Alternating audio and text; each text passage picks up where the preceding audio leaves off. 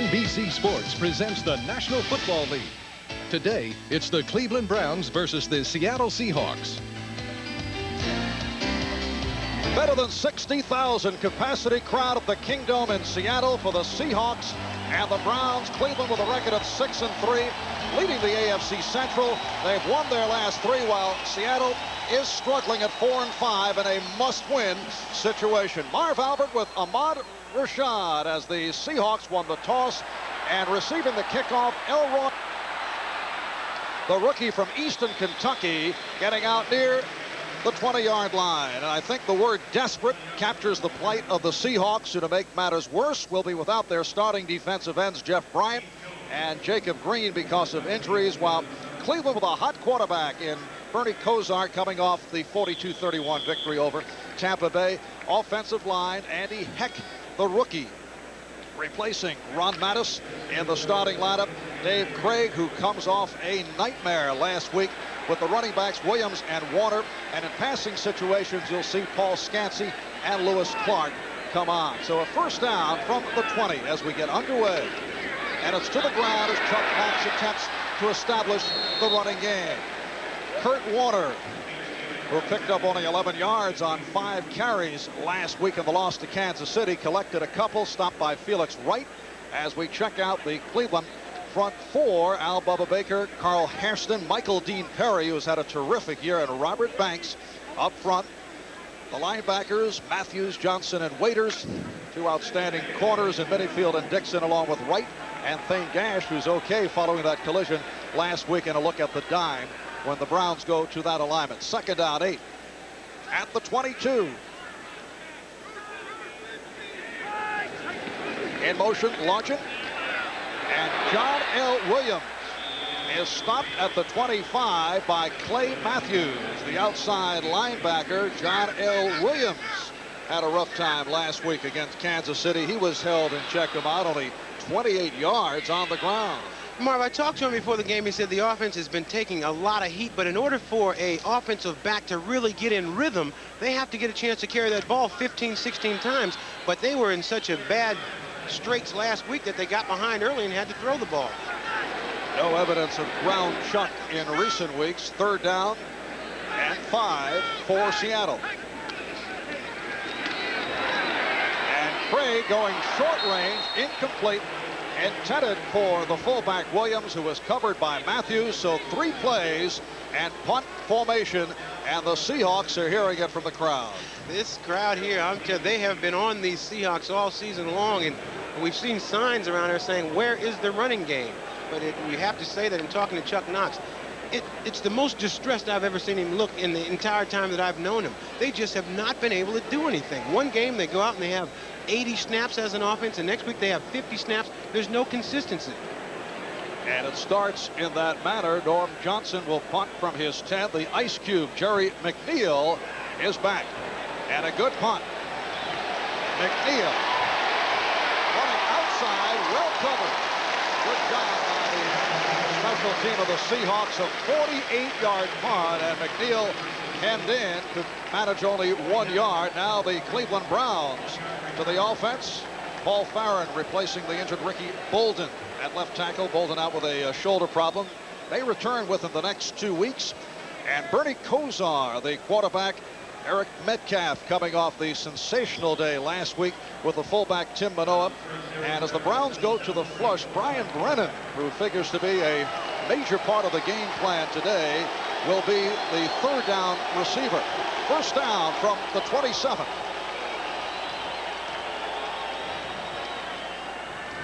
And here's Metcalf. And he is held in check. Alonzo Mitz, who is starting for the injured Jacob Green, getting to number 21, the rookie from Texas, Eric Metcalf. Metcalf picking up a couple on the play. Metcalf here taking the ball right away, trying to make something happen. And talking to the guys on the Seattle defense, they say the only way that we can try to stop Metcalf is giving nowhere to run. Try to just put pressure on him at all times. And one of the guys who won't be putting pressure is Jacob Green, who's on the sideline today. Missing only the second game of his NFL career. Keith Jones now checking into the Cleveland backfield. Second and 8 from the 29. Kosar off the play action with the protection with the sideline pass, and it is complete for the first down. Nice play by Webster Slaughter for 15 yards. Webster Slaughter, one of the most underrated receivers in the entire league. This man here is a superstar. Watch this route. Defensive back is gone. Webster just makes sure he gets both feet in inbounds and makes a great catch. Just a great play. Well, the fans here in Seattle reacting to the replay on the big video screen did not agree, but it appeared that Slaughter did have both feet in. No review, in fact. Kozar on first down with the bullet, incomplete. Intended for Reggie Langhorne. Tony Woods, the outside linebacker, on the coverage. And the Seahawks actually picking up guys off the street, as Chuck Knox indicated to us yesterday, have Jethro Franklin out of the developmental squad, replacing the injured Jeff Bryant, and Alonzo Mitz for the injured Jacob Green. And when they go to the 4-3, Roy Hart, a nose tackle, will come on. And here is the Seahawk secondary that has had its ups and downs, although Nesby Glasgow leads in tackles, and Rufus Porter, a man you'll be seeing quite a bit of. Very quick and great speed.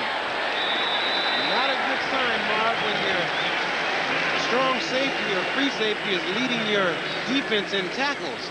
I mean, I know it looks good on paper, but those defense backs, they don't like to tackle. They like to cover receivers out of the backfield. You got to change shoulder pads if you're going to be one of them point men out there. Glasgow with 61 tackles to lead Seattle, followed by the free safety, Eugene Robinson, who has a high number of tackles. He's at 54. Brian Brennan now coming in for the third down play, along with the rookie out of Auburn, Lawyer Tillman, who caught his first NFL touchdown last week. 3rd and 10 at the 44. Crowd reacting to the Seattle defense. Kozar is hauled down.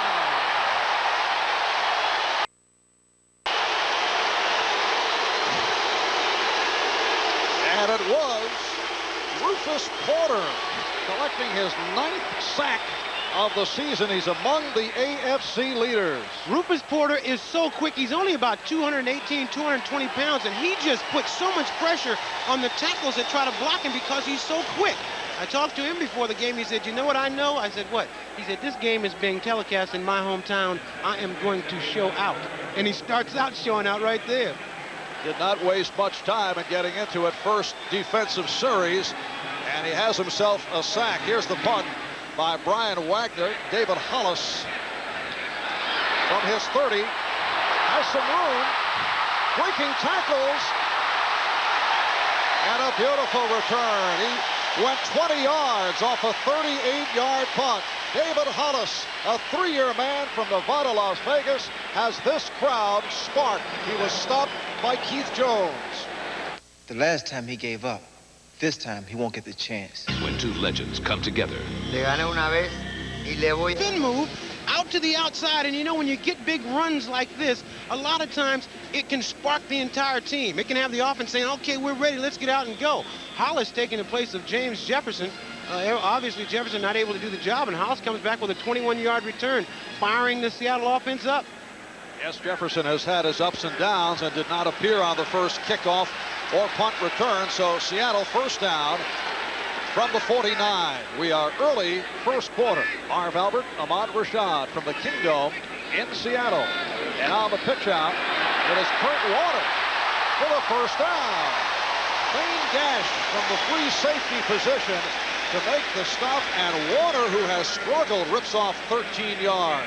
Kurt Warner has taken so much pressure over the year. You know, he's actually been the guy in talking about the Seattle Seahawks running game, and he's been struggling a little bit so much this year, but he just needs those reps. Here he gets a nice block by number 65, Edwin Bailey, who just gets on the linebacker, M.L. Johnson, just in time to get Warner past him and down into the secondary. Seattle first down at the Cleveland 39.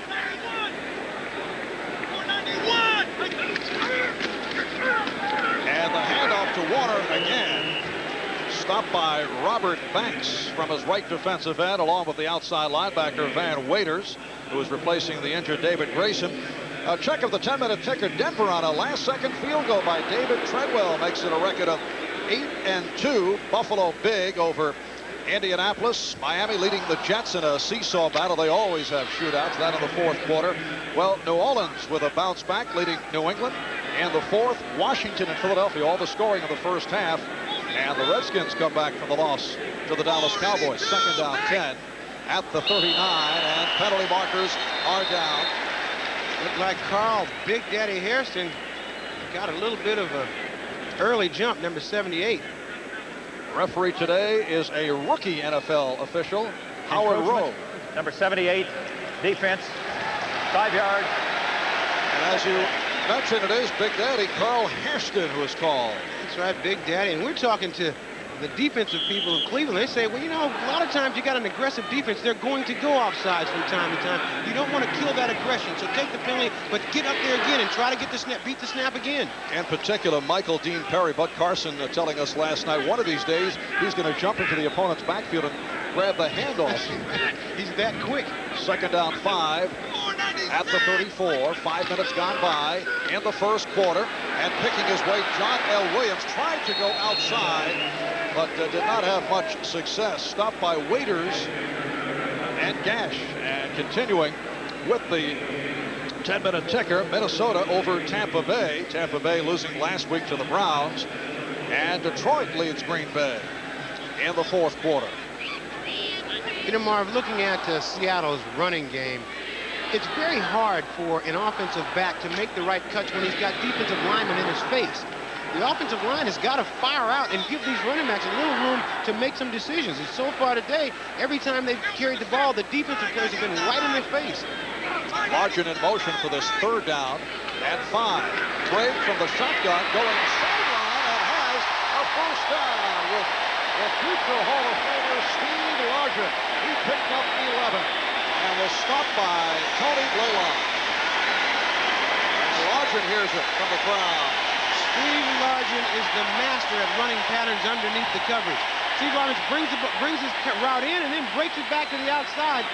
And he is wide open. The thing they like to tell receivers is always know where you are on the field. And Largent does that as well as anybody. So that extends the consecutive game reception streak.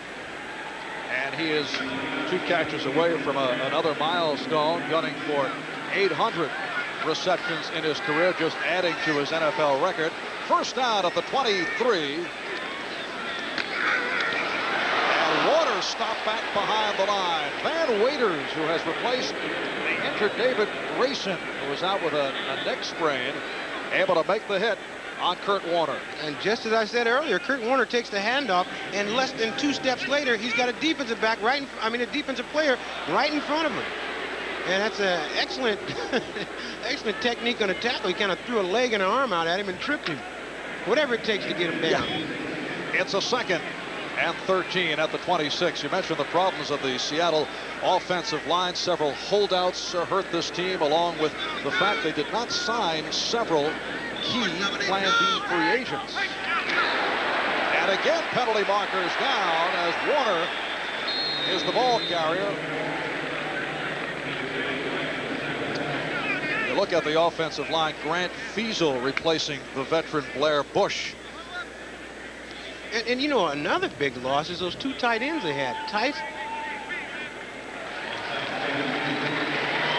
and Spagnola, the tight ends that they have. When you have a running offense.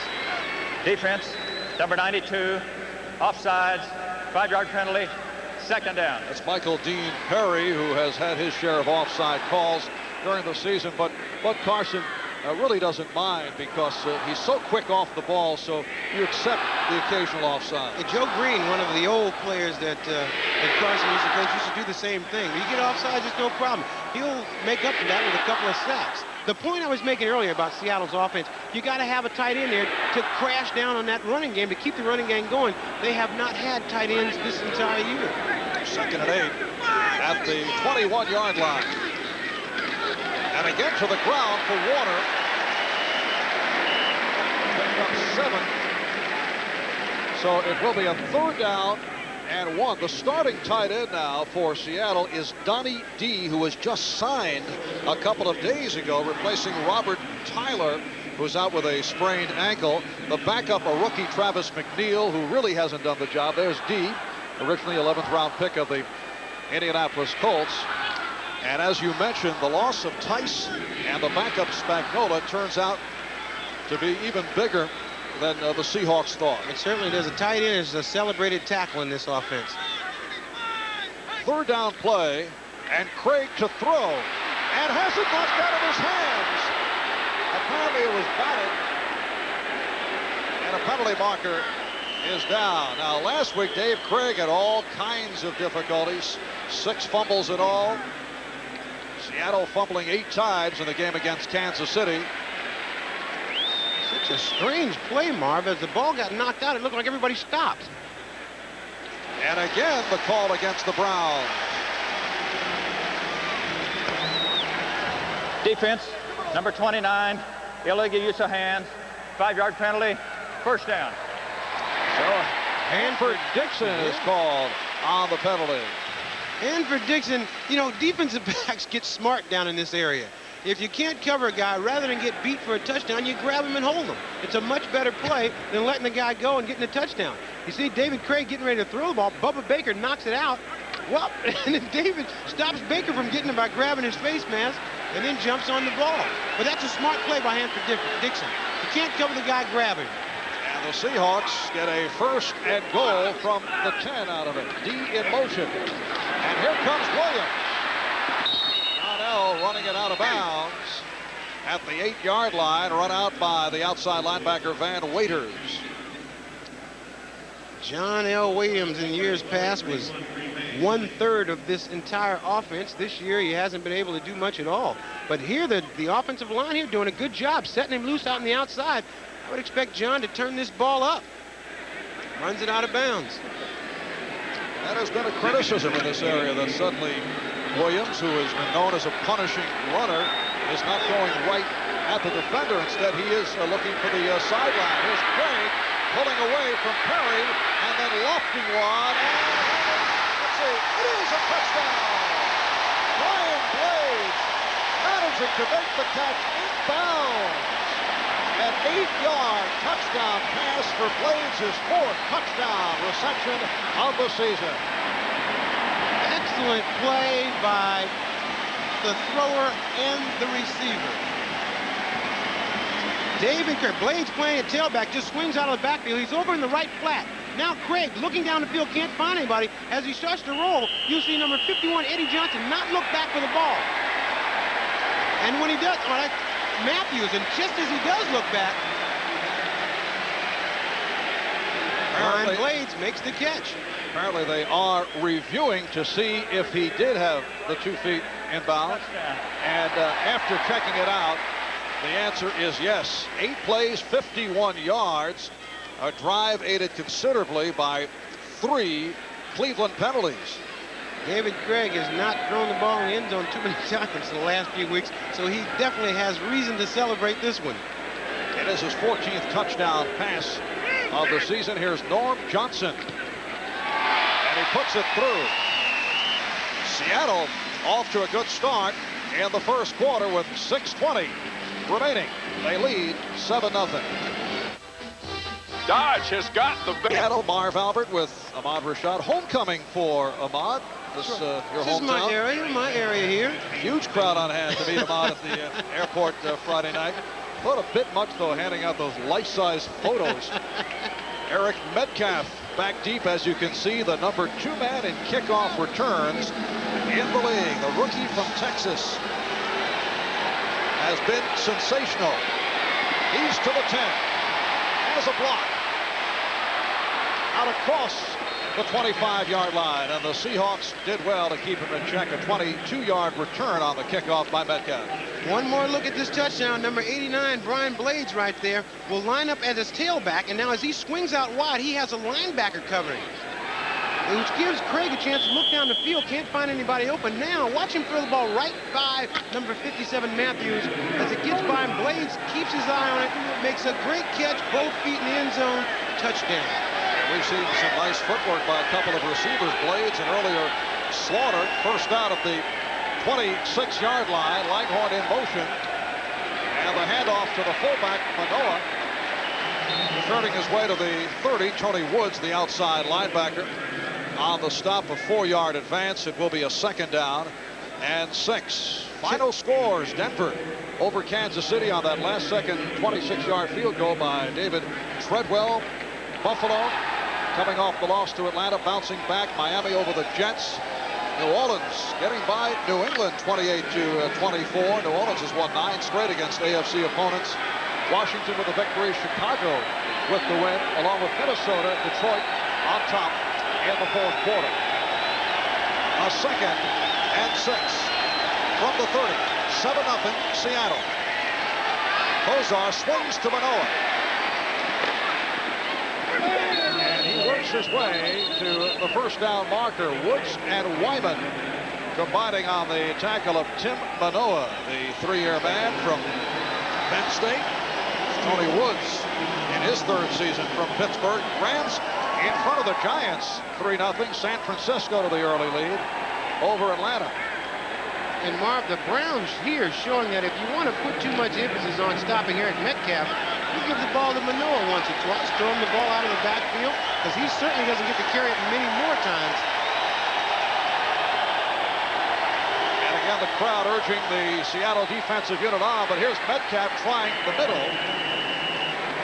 Eric Metcalf last week, 233 all-purpose yards, 2 touchdowns, 1 on a reverse against Tampa Bay. He went for 6.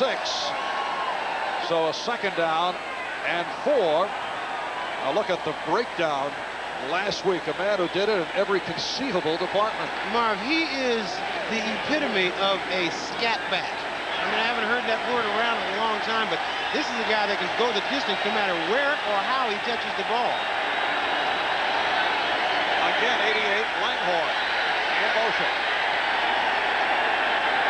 Metcalf had some difficulty on the handoff, and he's short of the 1st down. Chuck Knox was telling us yesterday it's such an eerie feeling for him because he is preparing for Eric Metcalf in the same manner that he prepared while he was coach of the Los Angeles Rams for Eric's dad, Terry.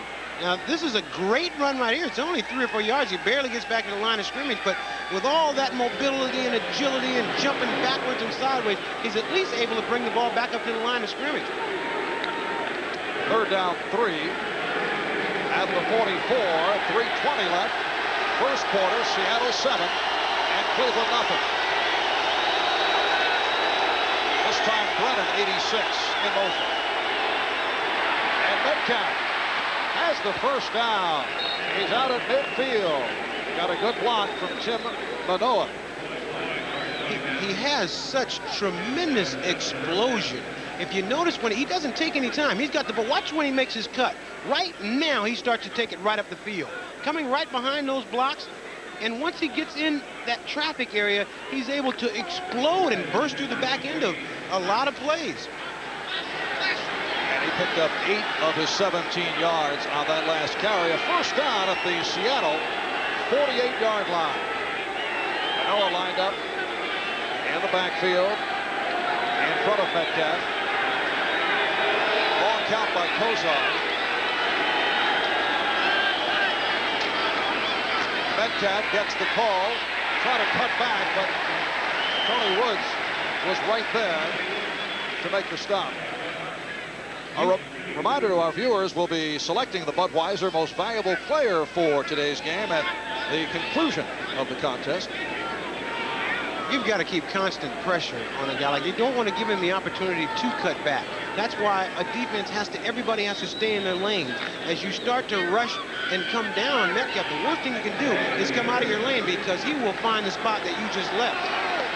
Metcalf taken 13th in the draft, has been the outstanding rookie running back to this point. 2nd down and 8 at the Seattle 46. Mike Oliphant now in the backfield as Kozar with a jump pass, and that is close to the 1st down. The tight end Ozzie Newsome stopped by free safety Eugene Robinson. Incidentally, Mike Oliphant, who just checked in, another local Seattle product out of Puget Sound. That's right, out of Puget Sound from Federal Way out here, but Ozzie Newsome, the Wizard of Oz. Boy, when he came into this league, I thought he was one of the best tight ends that have ever played. He could get deep, run short, he can block, and he has not lost much in all those years he's been playing. He's not sure if he's going to quit this year or play another year. It is marked as a 3rd down and 1 as Beeson peels off. Metcalf for the 1st down and some additional yardage. Eugene Robinson with the hit as Metcalf picked up a 4. Getting back to the Wizard of Oz earlier this season, he was telling us that, yes, this is definitely his finale. It's not the games, he said, and you can certainly relate to this, but it's all the preparation during the week and getting ready during the off season. But now suddenly he's thinking about next year. And Bud Carson said, you know, there's no reason why he can't play at least another year. That's true. You know, he hurt his ankle a couple of weeks ago, and he hasn't practiced much in the last couple of weeks. And he said, you know what happened? I got fresh legs. So maybe if he can change his practice habits, he can stay around for another 5 years. In other words, stop practicing. Right. Ninth play of the drive, and it goes incomplete. Pass intended for Reggie Langhorne. Bernie Kosar, coming into today over his last 3 games, had completed 77% of his passes. There's the stat. 7 touchdowns, 3 games, only 2 interceptions, turning it from that horrendous 15 for 41 against Pittsburgh 4 weeks ago. Probably his worst performance as a pro. Good to get rid of that one early, but he makes great decisions. He always gets the ball to the right guy. I never forget what Paul Warfield once told me. He said he's the most accurate long-range passer that he's ever seen. Kosar now 2nd down and 10. And down he goes for the 2nd time. Roy Hart, first-year pro from South Carolina, collecting the Seahawks' 2nd sack of the day. Earlier, it was Rufus Porter picking one up. When your frontline players go down, somebody's got to step up and be counted. And Roy Hart still scrambling. He's blocked good. Still scrambling. Finally gets a shot at Kosar's feet and pulls him down. A lot of times, like Mike Dichter used to say, it's not the name, it's the player. 3rd down and 14 when we resume. First quarter has come to a... I was talking to Tom Flores before the game, and I said, Tom, can Roy Hart play? He said, we will soon find out. And I think we found out so far today that this man said, all right, hey, I know that the guy in front of me is hurt, but I got to come in and make my presence felt. Just like Rufus Porter, who was always around the quarterback, and Roy Hart, number 63, comes in and makes the play. And a punting situation. David Hollis back for the Brian Wagner punt. And they'll spot it inside the 10. A 44-yard punt. 7-0. Seattle on top, and they will have the ball when we resume. A6. Scores Plus. 24 hours a day, 7 days a week. Scores Plus. Scores plus a whole lot more. Well, following that 44-yard punt by Brian Wagner of Cleveland, it will be Seattle ball from their 9-yard line. The Seahawk defense coming up big. 3 sacks of Bernie Kosar. Seattle with a 7-0 lead. Dave Craig at quarterback. Kurt Warner, John L. Williams are the running backs. And this is Warner, stopped by the free safety, Thane Gash. And a check of the scoreboard. Kansas City without Christian Okoye, the Nigerian Nightmare, sitting it out with a thigh bruise. And they lost to Denver by the score of 16-13. Well, we'll run down the earlier games later on. The later games, the Rams over the Giants now in the first quarter, 10-0.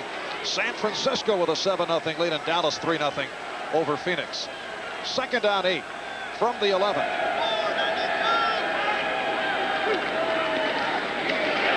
And Warner is stopped by Clay Matthews.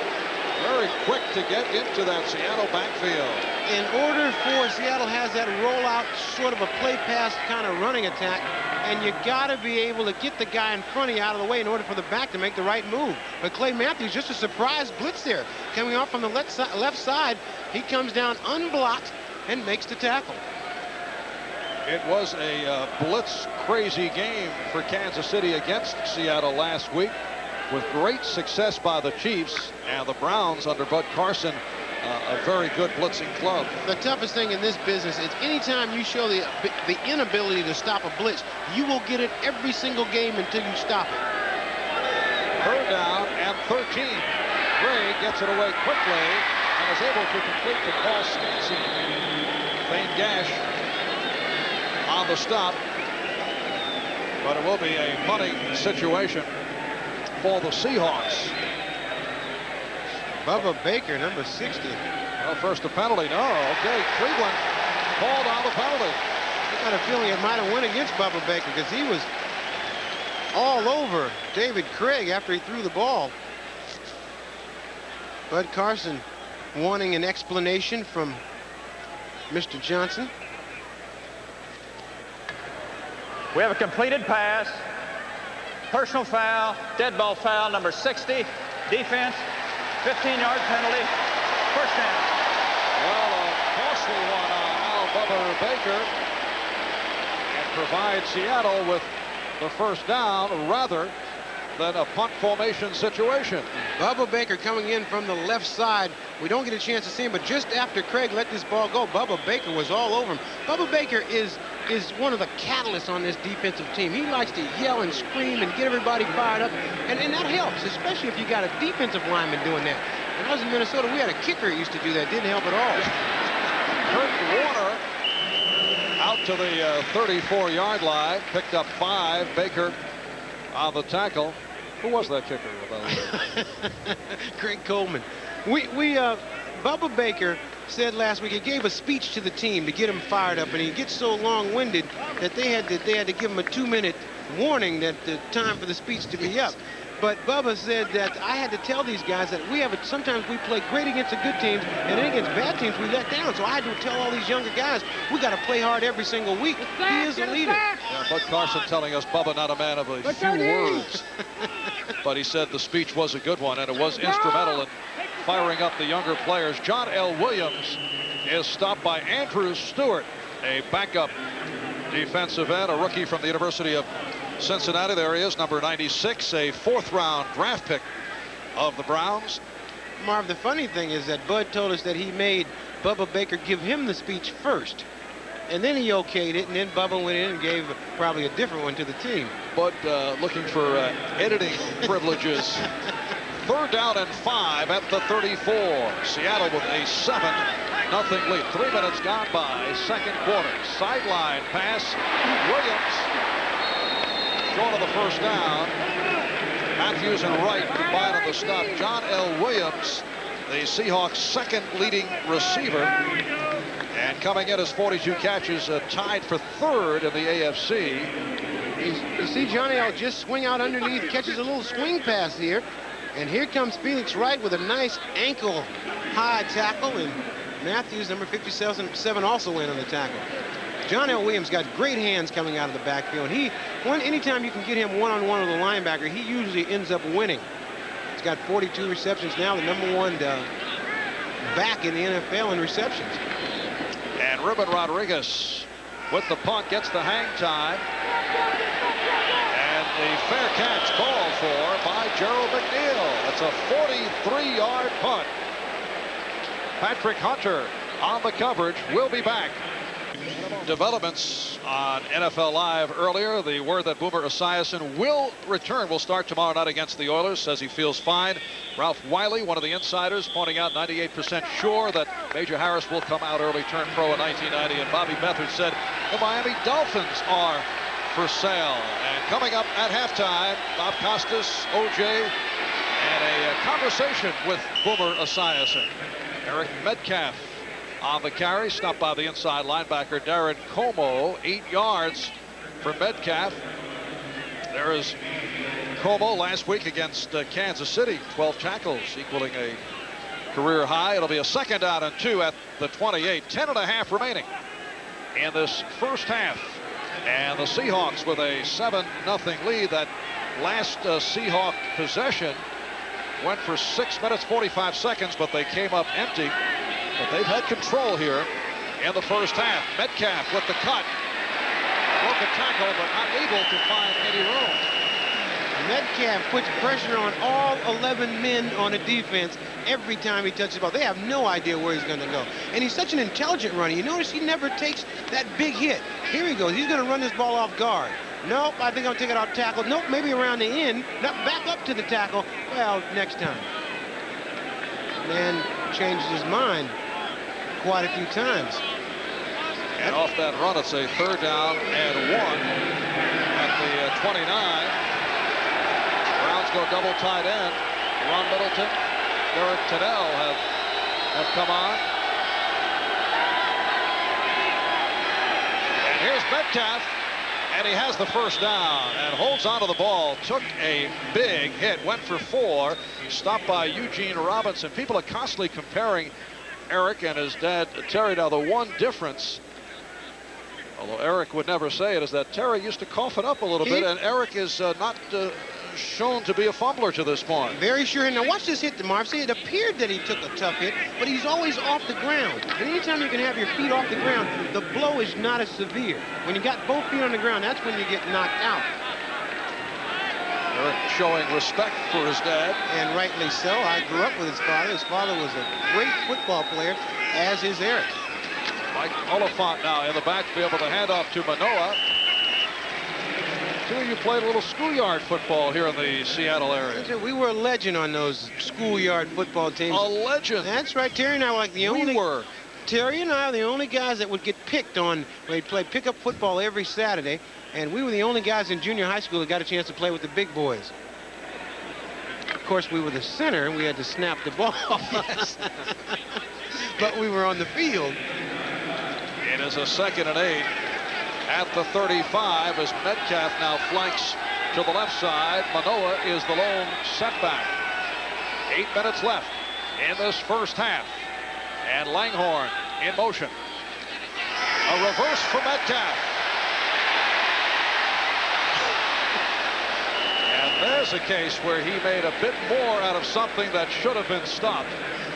Everyone in the state of Washington knew this was a reverse, and nobody could stop him. As he took the ball from Manoah, there was nobody else, nothing but blue shirts. Watch him take the handoff here from Manoah. Now, in front of him now are nothing but blue shirts. He stops and brings the ball all the way back for a positive gain. One more look here. Manoah taking the ball running left, hands it off to Metcalf going right. Metcalf sees there's no more room to the right and breaks it back to the left. He never takes that real big shot, which will keep him around for a while. 3rd and 4. And Kozar able to unleash, and a leaping catch. Now we'll have to see what the judgment is. Was it a catch and a fumble? Will it be ruled incomplete? Webster Slaughter took the hit. We got an official, a side judge, It was right on top of the play, Lewis Richard, who's saying it was not a catch. This, to me, was a great catch, a great hit, and it was a fumble. This is a great catch here by Webster Slaughter. Watch him catch it in both hands. He's got the ball. He has the ball, and it's knocked out. That was a great catch. But it is ruled incomplete. Paul Moyer on the recovery, and apparently they will review it.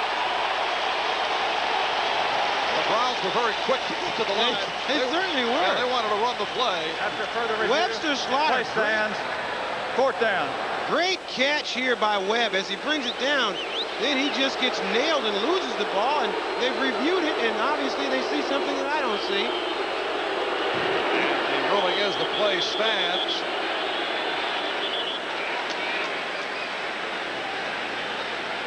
It takes a lot of guts to go up for that ball like that. He knew he was going to get hit from behind, and he knew he was going to get hit from the front, too. You can see all the people around you. Those fellas there very uncomfortable with that camera being in their face at this point. Royal Cathcart is the replay official. Now, this is a great play. Watch these hands. Good hands. He's got it all the way. Still got it. Now the ball's knocked out. Well, that's not a fumble.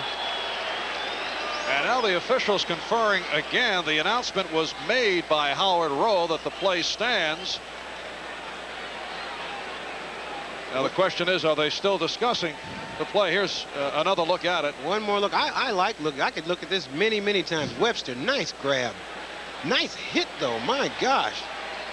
It Eugene appeared Robinson just knocked it out. he did have possession, that it was a catch. But if it was ruled a catch, it would have been a fumble recovered by Moyer. After further review, Another review. play stands. They reviewed the review. The review was reviewed, and they came up with the same answer.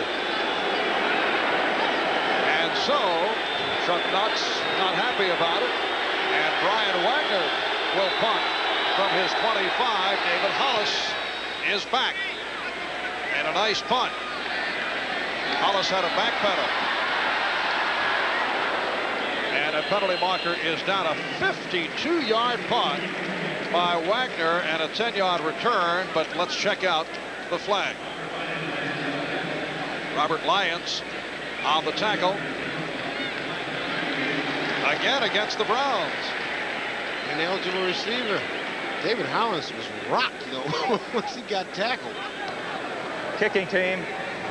Member ineligible downfield. 5-yard penalty. Re-kick. 4th down.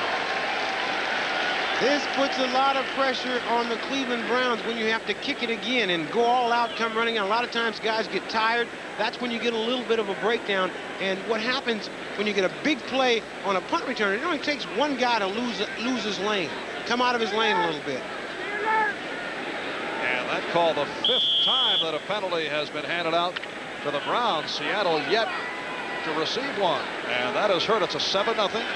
Seattle lead. Touchdown pass from Craig to Blades for an 8-yard reception. I'm sure Brian Wagner enjoys this opportunity to kick the ball a little bit farther. Well, he does have a 52-yarder erased. Well, but gets off another nice one. He just put the foot into that one. Here's Hollis. And down he goes at the 25. Well, not bad. 49 yards this time. And a 9-yard return.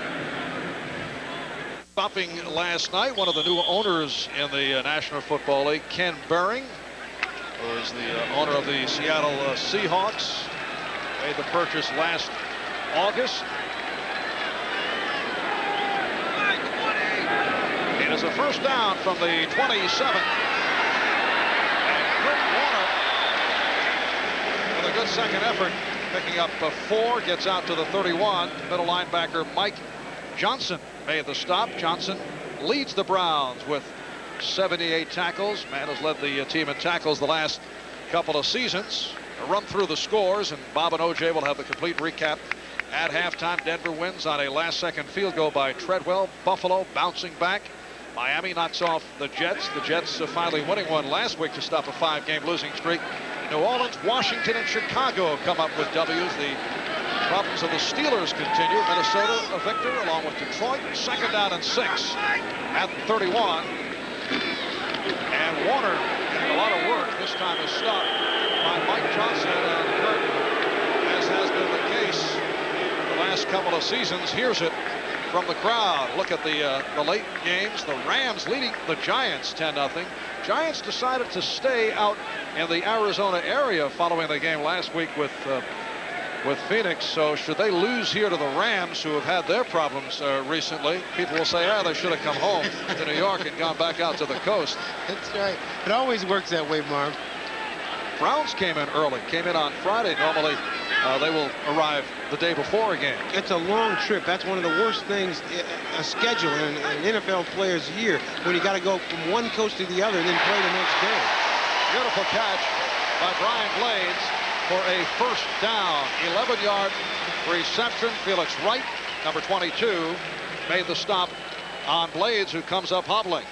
Just a little break inside. He beats Minifield here, makes a tough catch. Minifield is always going to be somewhere near, and Felix Wright makes a stop. I talked to all these guys, Felix Wright, Frank Minifield, Hanford Dixon, about Brian Blades, and they had a lot of respect for this young man out of Miami. They say he runs great routes, and he's always able to snatch the ball and put it away. Minifield said a lot of times I can knock the ball away from a receiver, but this guy, Blades, snatches it and puts it right to his body. It is a 1st down at the 41-yard line. Craig swinging it, penalty marker down. John L. Williams with the 1st down. Tripped up by Wright and Mike Johnson. It's a 16-yard play if it stands. Edwin Bailey is pleading to the referee, and that's usually a sign that he was holding. The trick is to try to get out of the way. Offense, number 65, holding, 10-yard penalty, first down. So it is Edwin Bailey who is still pleading his case. The left guard is called for the hold. But let me tell you something. He's holding Michael Dean Perry, who has 3 sacks. He has 33 quarterback pressures, and he has 11 holding penalties that's been called trying to keep this guy away from the quarterback. He's that quick, and he puts the pressure on you right away that you got to hold him or tell your quarterback to look out, one or the other. Michael Dean, the younger brother of Refrigerator Perry, in his second season out of Clemson. It's a 1st and 20 back at the 31. 4:07 left. First half, a 7-0 Seattle lead. And Craig on a timing pattern for Largent. Incomplete. And for Dixon on the coverage. Both Dixon and Minifield have been playing hurt. Both nicked up. Both have had groin problems, although still playing well. Not at the point they were, well, the last year or so when they were both all-pros. They both said this is the first week that they've been healthy. No groin pulls, nothing. They're back to the way they were before. So you guys have been hobbled a little bit. Yeah, well, you know, you get old, you get those little kind of injuries, but this is the first time that they've had a week where they hadn't had to have ice or electrical treatment, all kind of stuff like that. This has been a pain-free week for them. I tried the electrical treatment myself prior to the game. It didn't work. It's usually for personality disorders. Yeah, that captures it. As Craig goes incomplete. David Craig is now 5 for 8, 40 yards. Last Sunday, Seattle lost to Kansas City 20-10. Seahawks were held to only 129 yards, and Craig had a very long day. Only 14 for 32, sacked 5 times at one point, 8 straight incompletions. They would have had a tough time last week beating the boys club. 129 yards, 8 fumbles. Blaze were told injured his left ankle. They taped it up, and he's back in action. 3rd down and 20. And it's Scansey short of the first down out of the 39. Tackled by Matthews and Harper. Harper a backup corner. And the Seahawks will go into punt formation. Gerald McNeil checking in for Cleveland. He will drop back to his 20. And Ruben Rodriguez will punt. There is Gerald Ice Cube McNeil, 147 pounds. I don't believe he weighs that much. I think he's more like about 130. I said, how do you like it out here? He said, man, it's so fast, it's like a track meet out here. Averaging just under 11 yards per return. That is second in the AFC behind Clarence Verdun. That was almost blocked. And McNeil just puts it down. A 36-yard punt. That's a most unusual fair catch by the Ice Cube. We'll be right back. In presenting a 2-hour all-star musical, Polly, starring, by golly, Felicia Rashad, and then an NBC World premiere movie, Manhunt: The Search for the Night Stalker. They will be seen in their entirety following the game, except on the West Coast. Ahmad, I know you spent a lot of time working on lines to get Felicia ready. That's right. You know, whatever it takes to get them ready to work. They look like they're really enjoying the game. Cleveland first down from the 25. Seahawks with a 7-0 lead. The screen for Manoa. And he has the first down. David Wyman made the hit, a 12-yard reception for the fullback, Tim Manoa. You have to be aware of Eric Metcalf. You have to find out where he is in every play. Kozar, just with a little look, takes everybody that direction, goes back to Manoa, and Manoa is a man who likes contact. He looks for people to run over. He's one of them kind of moves where it's left, right, and then run over you. He's not looking to fake anybody out. And Manoa has a first down at the 37-yard line. 3 minutes remaining in this first half. 86 Brennan in motion. And it's dropped. Covered up by Manoa just in case they call it a completed pass. Tim Manoa, the starting fullback, but a fellow by the name of Kevin Mack waiting in the wings. He is back working his way into shape following his prison sentence on drug charges. Under the conditions of his probation, Mack must undergo frequent and random drug testing, also recovering from knee surgery, and the Browns hope that he'll be ready for the final 3 games. And then the playoffs. There is a difference of opinion as to whether Mack should be allowed to return to the Cleveland Browns. The opinion of the guys on the team that they welcomed him back in the locker room when he came in. It was just great to see him back. And Kosar able to find Metcalf. And he is held short of the first down by the strong safety Nesby Glasgow. 7-yard reception. You were talking about Chuck Knox saying he was preparing to play against Terry Metcalf. We were talking to Nesby Glasgow yesterday. He said, you know, the strangest thing is I prepared against this guy once before, a long time ago. It was his dad. He's played against dad and son. And one other player has been in the league, at least a player here in Seattle, with both Eric and Terry. That is Carl Big Daddy Hairston, the 36-year-old defensive lineman for the Browns. Manoa going to cut his way to the 45-yard line and stopped by Eugene Robinson from the free safety position. And that is short of the first down. So the Browns have been stifled here in the first half by a Seattle club that has dropped 2 of its last 3, that comes off a horror show last week against Kansas City. 2 minutes to go in this first half. Liberty Mutual Insurance presents Legends of the Game. He threw the best long bombs of his day, passing for nearly 20,000 yards in just 12 seasons. He averaged 15 yards per completion and threw for 164 TDs. Twice the AFL's most valuable player. Who was this legend? 25 straight games, and so loved the long ball he was called the Mad Bomber, a legend of the Nightmare at the slaughterhouse. Then the Raiders, the Oilers, and the House of Pain. A frightening... Not an interest coming up for Cleveland. They will go for it. We were discussing earlier that the Cleveland Browns' main concern, at least from the coaching staff, was overconfidence coming into a game against Seattle. Nothing to be confident about the way things have gone in the first half. Not at all. Seattle, we talked about Chuck Knox being able to get his team ready to play. And boy, they're backs against the wall, and they have been playing Cleveland to a standstill so far today. 7-0 for Seattle. Browns go on 4th and inches. Kozar trying to draw the Seahawks offside. And not able to. And they'll take the delay of game. Now they'll punt. Good try. You have nothing to lose by that. It's like the old play in basketball where there's 2 minutes left to go and the crowd starts going 10, 9. The guy takes the shot. And now Brian Wagner will check in.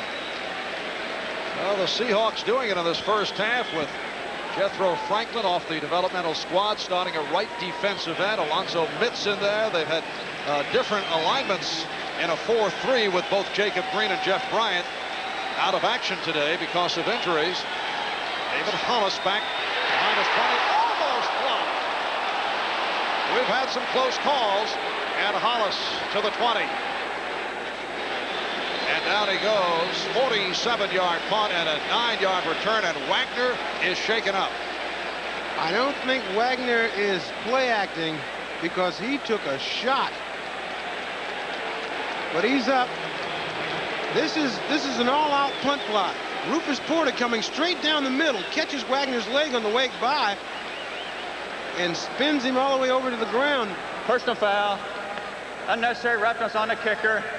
15 yards. First down. One more look. Rufus Porter comes right over the middle of the center. You know, when you get that close, you got to get the ball. He is right there before the ball goes, and Wagner doing an excellent job of moving a little bit to his right and kicking the ball past Porter. That was a good heads-up play by Wagner. Most punters panic. So the guy gets close, they panic, just kick the ball any kind of way. Wagner keeping his head about him and moving a little bit to the right and still getting off a punt and picking up a penalty. Wagner has good size. He's 6'2", 200 pounds. Good all-around athlete. He is the disaster quarterback for the Browns, who have the first down at the 44 in Seattle territory.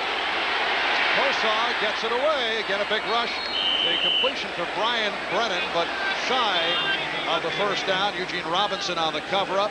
That went for 8. It will be a 2nd down and 2. Brian Brennan, an excellent 3rd down receiver. They talk about his speed, but he has excellent ability coming out of cuts. And here's Manoa. And he has the first down. Hard driving move by Tim Manoa, stopped by Nesby Glasgow. It looked to me like Nesby Glasgow got the worst of that one. Minute 20 left in this first half. Timeout taken. We'll be right back. Coach Ray Perkins said our offense scored 52 points, 31 for us, 21 for them. Ray dripping with a sardonic touch. The thing is about, we're talking about Cleveland trying to find a personality. In order to be considered a team that really has a shot at winning the championship, and Bud Carson knows this, you got to win the games you're supposed to win and win a few of them that you're not supposed to win. And today they should beat the Seahawks, but you know the Seahawks are not laying down and dying. They're saying if you're going to beat us, you're going to have to do it by putting points up on the board. Kozar completes, but short of the first down, connecting with Reggie Langhorne. James Jefferson on the stop. 8 yards on the play. It will be a 2nd and 2 at the Seattle 22. Clock is running. 1 minute left in the half. Kozar going for the end zone. And overthrows off the good coverage. Lawyer Tillman blanketed by Dwayne Harper. Lawyer Tillman, 6'5".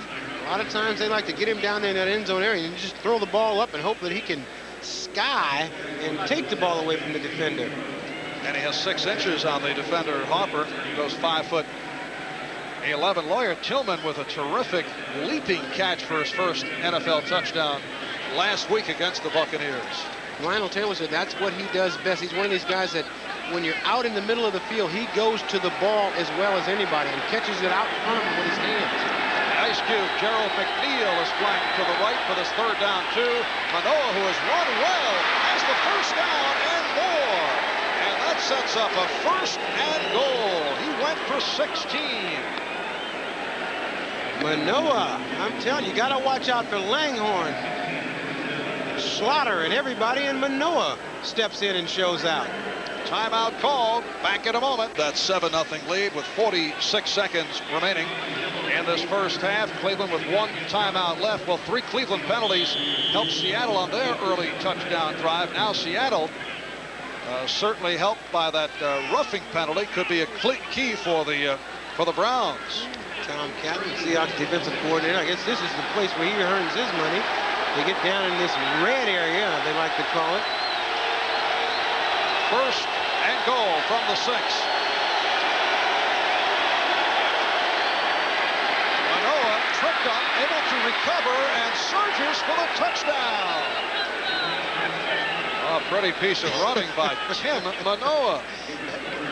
Metcalf's running is infectious. It's everybody wants to keep on running. I think they're going to throw the ball at him again, or unless Lawyer Tillman. Well, apparently he was short of the goal line. Now Manoa is in. So now Tim Manoa able to drive across. This Cleveland offense, I like to watch them play because they put so much pressure on everybody. You got to look out for Eric Metcalf, Webster Slaughter, Reggie Langhorne, and you can't cover everybody. They've got an excellent offense, and they've got an excellent person running that offense in Bernie Kosar. They are hit on all cylinders. Boy, it's tough to stop everybody. And now Matt Barr able to put the extra point through. And the game is tied at 7. So a late drive by the Browns, and they've tied it with 23 seconds left in this first half. Just root hog football, fire out in front of you and let the back find a crack and dive in there, and that's exactly what Manoa did to get into the end zone. Complements the offense so well, this Manoa. And when they get Kevin Mack back, once he gets back into shape, they're going to have a heck of a 1-2 punch there at that fullback position. Because Mack also an excellent receiver coming out of the backfield. Runs the ball extremely well, and we have some. That's a message from Seattle fans. A dog bone has been cracked. A broken dog bone here at the Kingdome here. 11 plays, 75 yards. Tim Manoa taking it in. Tim, born in Tonga, moved to Pittsburgh as a youngster. His family now lives in Hawaii. In his 3rd year in the NFL out of Penn State. He left Pittsburgh for Hawaii? I will not comment.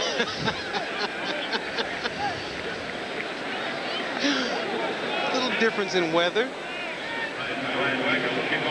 And now the kickoff from Brian Wagner. 23 seconds left in the half. Harris and Hollis are the deep men, but it's picked up by one of the up men. Travis McNeil, the backup tight end, getting out near the 45, a 17-yard return with 17 seconds to go in the half. Ron Middleton on the stop. Seattle with an opportunity here to get some points. 17 seconds. Got the ball at midfield.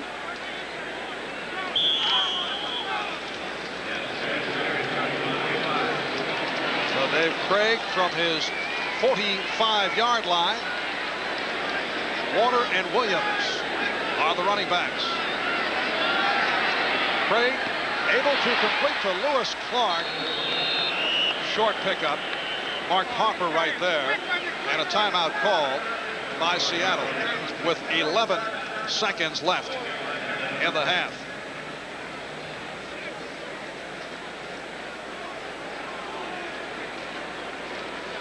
Reminder, next Sunday, join NBC Sports for a football twin bill getting underway 12:30 Eastern time with NFL Live. Most of you will see the Chiefs travel to the Dog Pound, taking on the Cleveland Browns, and later many of you will see the Seahawks go against the Giants at the New Jersey Meadowlands. Others will watch Bo Jackson and the Raiders face the Houston Oilers inside the House of Pain. We suggest you check your local listings for the games and times in your area. Seattle Seahawks with a vicious schedule coming up, starting with the Giants next week. And the only life signs for Seattle, why today is so pivotal for them, would be a wild card berth in an AFC race that features 8 clubs going into today at either 4-5 or 5-4. Denver not only has a sizable lead on the Seahawks, but already they're well in front in several of the tiebreakers. So it will be very difficult for Seattle. Craig completes to Williams, and he runs it out to stop the clock with 5 seconds left in the half. You know, Marv, you mentioned Bo Jackson and the Raiders a little bit earlier, and I was talking to some of the guys in the Cleveland team in the locker room, and they say it is not fair for a guy to be able to miss training camp, not play the first 7 weeks, come in here with fresh legs, and be able to run all over everybody in the middle of the season. I think they're all trying to get out of training camp. I don't think there are too many guys, though, who could come in with that type of impact. He is a very special athlete. Certainly, he is not just playing both sports. He is a superstar at both sports. All right, here's Craig in the final seconds, throwing the prayer, firing it, looking for a deflection, but it's broken up.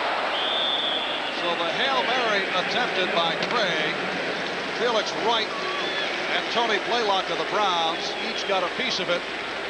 And at the end of the half, the Seahawks and the Browns are tied at 7. We'll be back here in Seattle a little bit later on. Coming up, Bob Costas, O.J. Simpson with the NFL Live halftime. On hard copy.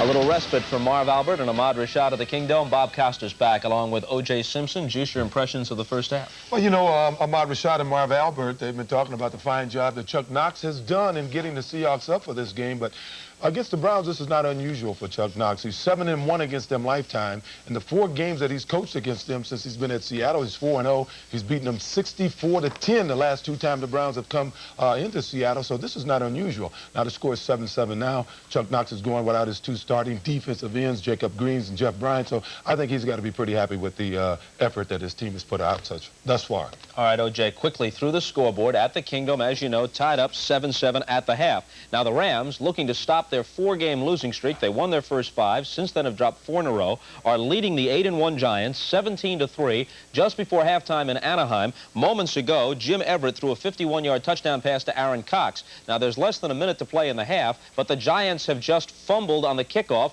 The Rams recovered.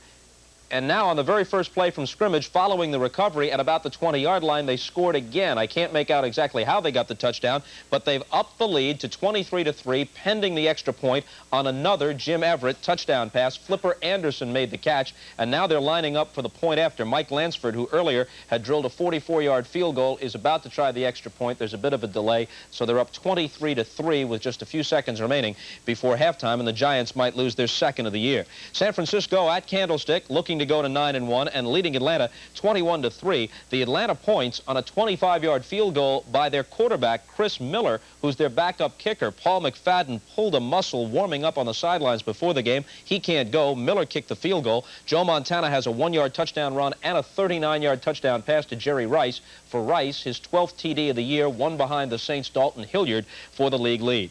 Phoenix just got a Tim McDonald interception of a Troy Aikman pass. He brought it back 53 yards for a touchdown. That offsets a pair of Luis Zendejas field goals, and with the extra point, Phoenix at 4-5 takes the lead on the 1-8 Cowboys, 7-6, not yet to halftime. Now, these are finals from earlier today. Denver is 8-2, Kansas City 4-6. The Chiefs played without the league's leading rusher, Christian Okoye, sidelined with a deep thigh bruise, and Denver wins it 16-13. Tied at 13, about a minute to play, 3rd and 9 at the 39. A little shovel pass to the all-purpose guy, Steve Sewell.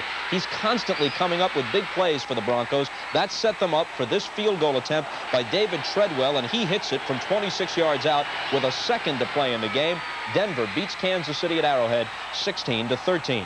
Buffalo comes up big at home. They take their record to 7-3, winning today at Rich Stadium over Indianapolis 30-7. Jim Kelly with 3 touchdown passes. Thurman Thomas with 128 yards rushing. Andre Reed, the AFC's leading receiver, caught 2 of the TD strikes from Kelly. This one covered 32 yards. Nice stutter step move for the touchdown. Just before halftime, Buffalo rolls 30-7. Miami was down 20-3 against the Jets, but then Dan Marino got hot. He threw for 3 touchdowns after being intercepted twice and fumbling once in the first half. The second half belonged to Marino. Here's a big one out of the shotgun pass to Scott Schwades. He sidesteps a potential tackler, then splits the defense, goes 65 yards. Mark Clayton also caught a 76-yarder from Marino. The Dolphins come back. Their record is now 6-4. The Jets are 2 up and 8 down, 31-23 the final at the Meadowlands. New Orleans wins against New England, holding off a late Patriot rally in Foxborough 28-24. The Saints, after a slow start, are now even at 5-5.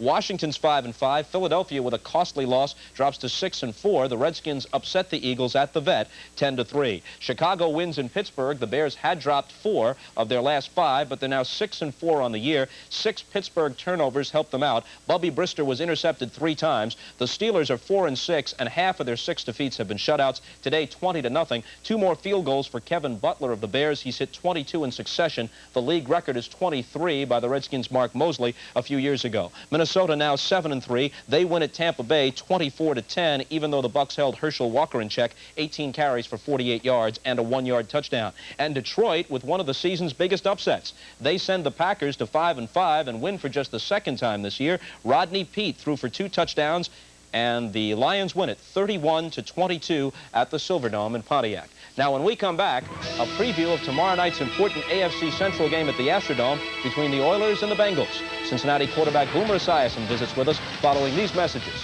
from your local station. A great Thanksgiving tradition. The Skins game returns to NBC, where one putt could be worth $450,000. Jack Nicklaus, Curtis Strange, Ray Floyd, and Lee Trevino play the Skins game. Thanksgiving weekend on NBC. McDonald's double cheeseburger at just $109. It's going to take great taste into double overtime. Open up your mouth, 'cause it's coming at you. At just $109, I said just $109. It's going to take your taste buds and show them a good time. Open up your mouth, 'cause it's coming at you. McDonald's 109 deals deliciously immense. It's on right now like it's in the present tense. McDonald's $1.09 double cheeseburger deal. Open up your mouth, 'cause it's coming at you. On our next current affair, Frank Sinatra's tragedy.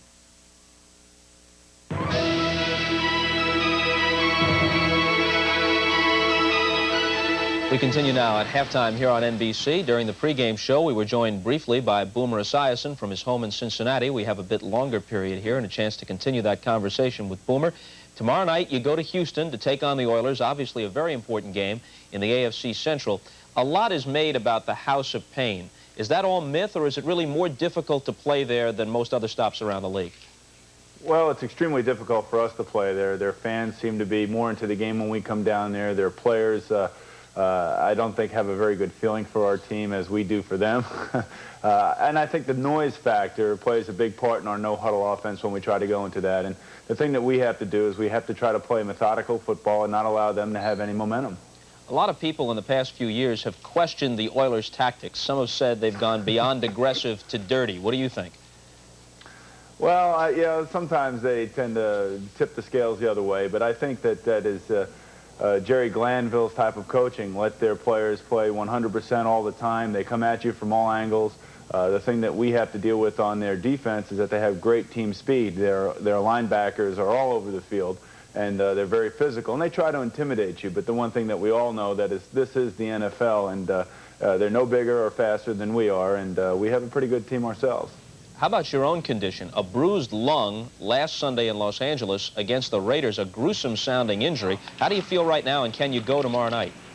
Well, Bob, I feel really good, as a matter of fact. I feel like I'm almost 100%. And the injury itself, when you say the word lung, it sounds worse than it really is. But I was assured by the doctors this week in Cincinnati that I would be able to play. One of the reasons I didn't play last week in the second half against the Raiders was because the doctors had told me that you know, it would be in my interest not to play because they weren't really sure how serious the lung injury was. It was bleeding. There was a blood vessel that they feel might have broken a little bit, but the fact of the matter is later on in the week I started to feel better, and I feel real good right now. A moment ago, we had a clip of you practicing a few days ago with some sort of contraption, perhaps an extended shoulder pad apparatus. Can you explain that to us? Well, it seems like this year I've tried every new little possible gimmick that I can get into to protect myself. But there is a company, oddly enough, out of Houston. They're called Power Shoulder Pads, and they're actually a part of the Rydell family, the type of helmets that we wear.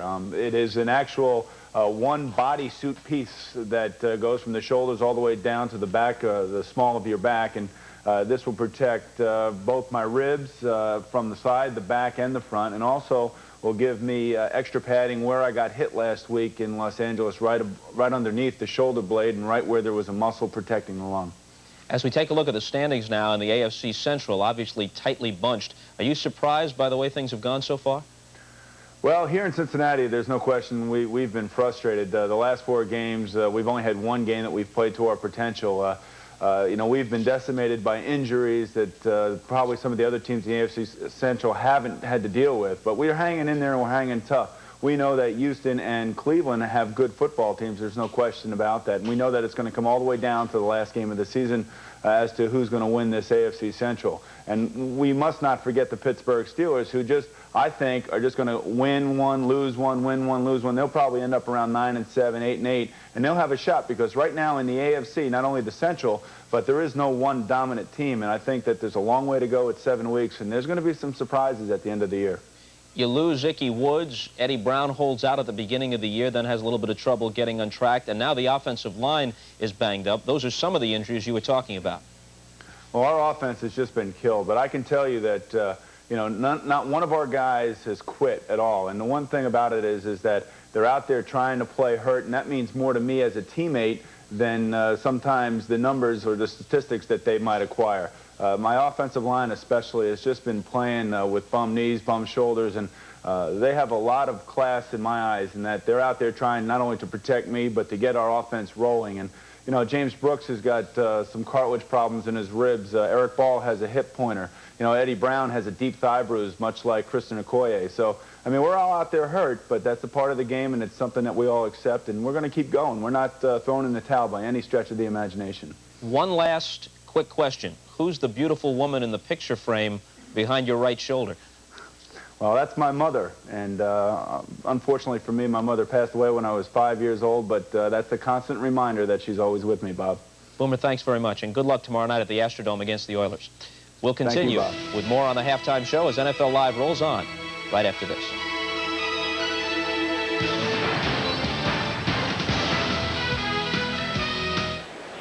Halftime at the Kingdome in Seattle. The Browns and the Seahawks are tied at 7. Marv Albert with Ahmad Rashad. I just realized I could probably go to the boards better against you than against Trumpy. No, you couldn't, Marv. See, because I put my hand here and have layups all day. Yes, I noticed the old wide receiver tactics. Nothing dazzling to report on in the first half, although the Seahawks certainly have to be pleased that they're in this ball game. They certainly do. Chuck Knox said that he had to go out on the street and find players. He should probably remember where that street is to find some more players, because the guys he's got playing are playing very, very well. And he's made some adjustments defensively to make up for the losses due to injuries to Jacob Green, Jeff Bryant, the 2 defensive ends who are sidelined today. A look at the 2 scores in the first half. Seattle getting on the board in the first quarter on this play, with Craig combining with Blades. Brian Blades lining up at tailback and just rolling out on the right-hand side. You see Craig using very good footwork to get away from the defense, and watch Brian Blades. He shows he's got some footwork also, just getting in the corner there for the score.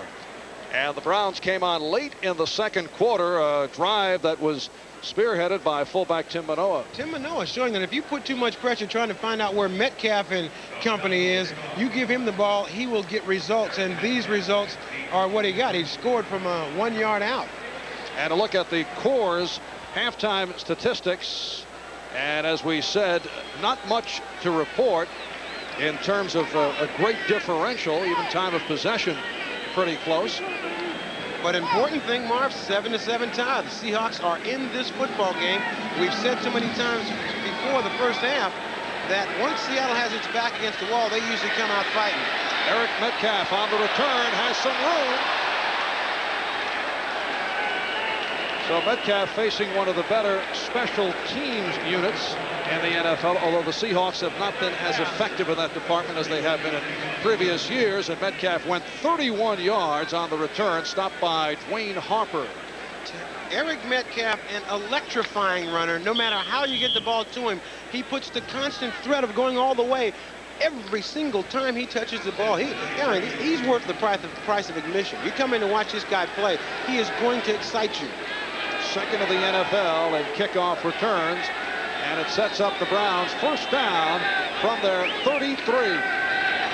Kosar on first down, and it's broken up. Ozzie Newsome could not hold on. He was covered by the strong safety Nesby Glasgow. That particular play, they split out Eric Metcalf, and Glasgow is the one that went out there with him. He let him go right by, and then came in to make the tackle underneath. Kosar now looking over on that left side of the field. He's got Metcalf. He's also got a shot to try to get the ball into Ozzie Newsome. It's just a little bit low. Ozzie not able to make the grab, but Nesby Glasgow right on top of the play. Now Webster Slaughter is split to the left side. Second down and 10 from the 33. Metcalf on the slant, breaks free out to midfield. Tripped up by Eugene Robinson. So Eric Metcalf reeling off 17 yards. I think I just got finished saying he is one of the most electrifying runners in the National Football League. Here, a little false step, and watch him accelerate through the hole. All he needs is a little bit of a crack, and he has that ability that in one step he can be going full speed. Watch him just get through the line. Now he starts to speed up. Then he leaves his feet, and he said, he likes to run scared. Keith Jones has come on to give Metcalf a breather, and the pass is to Jones for 8 more. So the Browns moving the ball well on this opening drive of the second half. Keith Jones, first-year player from Nebraska, signed as an unprotected free agent, originally a sixth-round draft pick of the LA Rams. As Metcalf checking back in, so Eric actually resting on the sideline. We're talking yesterday with the Browns offensive coordinator Mark Trestman, who told us his major concern regarding Metcalf has been Metcalf's stamina, which has been terrific. And Metcalf is back in the lineup. So it is Metcalf and Manoa as the setback. Second down and 3. Metcalf off the block from Manoa, but nowhere to go. Did not make the turn. Darren Como, inside linebacker, number 53. There he is, staying right with it. An excellent job by the Seattle defense in not overrunning the play. Watch Metcalf try to stretch the defense and then cut back on the inside. But you see, Seattle's defense, they're making sure that they all stay in their lanes. Como not taking the fake, And what they do is they keep Metcalf from cutting back. And Metcalf with $11 million limit. I think that refers to Brian Bosworth. Como, the man who moved in last season when Bosworth was injured. And Como played well. Third down and 5. Big rush. Kosar has it broken up. Intended for Webster Slaughter, but James Jefferson able to break it up. But also upset, he wanted to pick it off. Vernon Kosar here under a lot of pressure. Joe Nash coming in from the right side. Just gets the ball away to Webster Slaughter. The ball's a little bit behind him, and Jefferson, number 26, almost had a chance to make that interception. That's why he's upset over there, because he figured if he had caught that ball, he'd have went the distance the other way. And here is Brian Wagner with the Chicago Bears last year, ranked second in the NFC, averaging 41.5, and he's done a good job with the Browns. And punting to David Hollis. Hollis takes it on the run, able to accelerate across the 25, 34-yard punt and a 16-yard return by Hollis, who was stopped by Derek Tennell, one of the backup tight ends. We'll be right back. Wouldn't it be great if suddenly you were in charge of the annual swimsuit issue, deciding things like how the models pose and who gets the cover? And wouldn't it be great if the models brought beer? Really great beer, like Keystone, the fresh, cold-filtered beer in a can that tastes like beer in a bottle because of Keystone's specially lined can. And wouldn't it be great if later that day you all went bowling? Introducing Keystone and Keystone Light, bottled beer taste in a can. Wouldn't that be great? Presenting the 1990 Mitsubishi Mighty Max. This new Mighty Max gives you more power and more standard equipment than any other pickup in its class. You'll have to be awfully loyal to your old truck not to get into the new Mitsubishi Mighty Max. Factory dealer incentives could save you up to $1,000.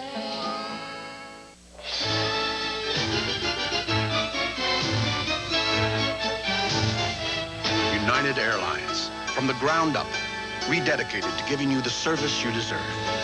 Come fly the friendly skies. Hit the road, Jack, and if you don't like them, we'll buy them back. Road Handler Treadlocks. Test them for 1,000 miles. If you don't agree they're the toughest tires you've owned, Sears will buy them back. Hit the road, Jack. Road Handler Treadlocks at Sears. Tough tires you can trust. What you say? NBC Sports coverage of the National Football League is brought to you by new Keystone and Keystone Light. Bottled beer taste in a can. Wouldn't that be great? By Eveready.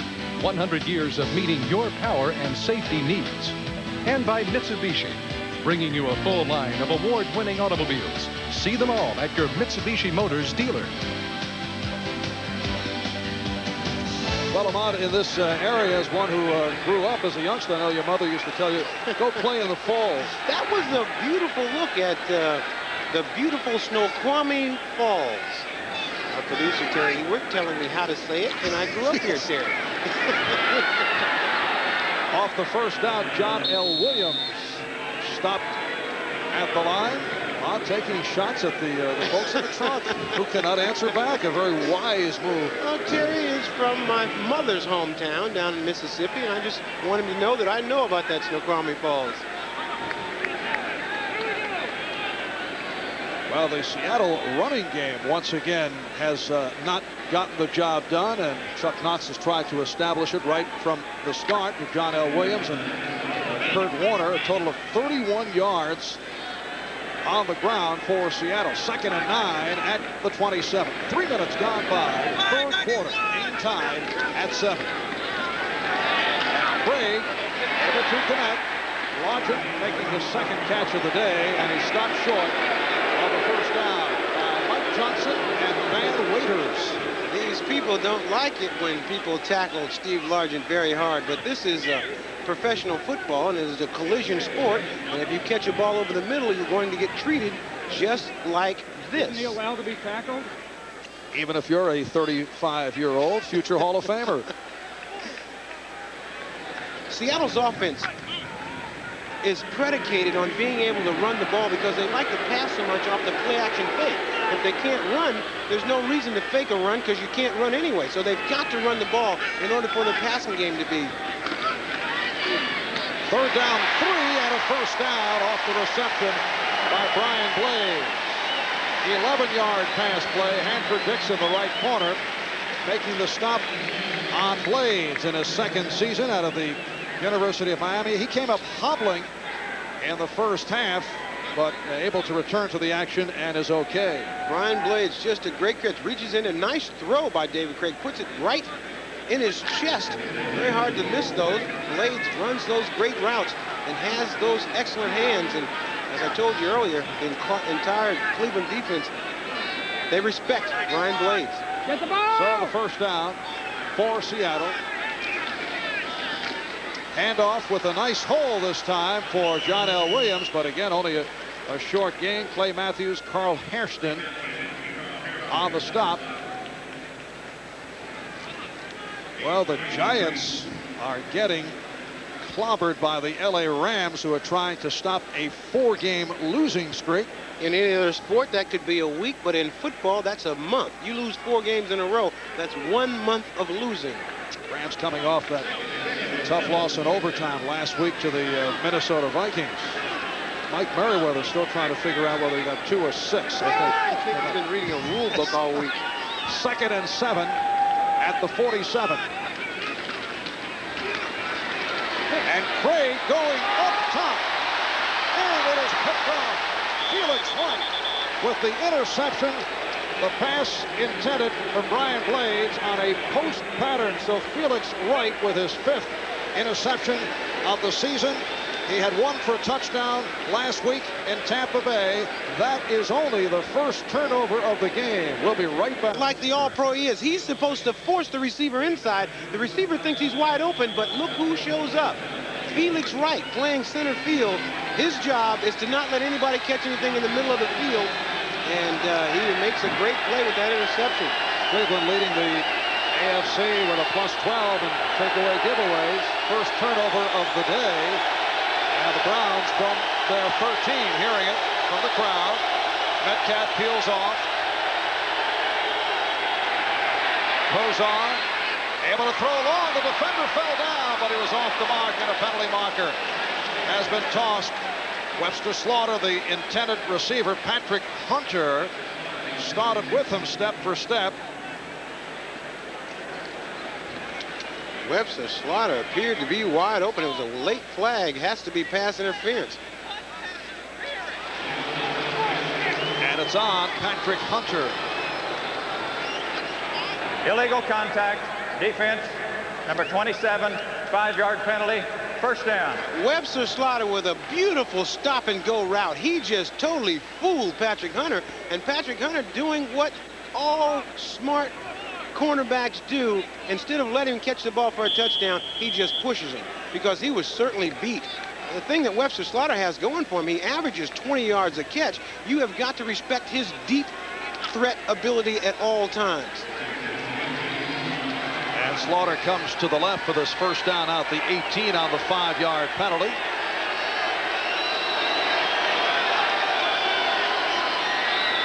Kozar looking right, then goes the middle, and it's dropped nearly. Intercepted on a deflection as it went through the hands of Reggie Langhorne. Tony Woods had a shot at it.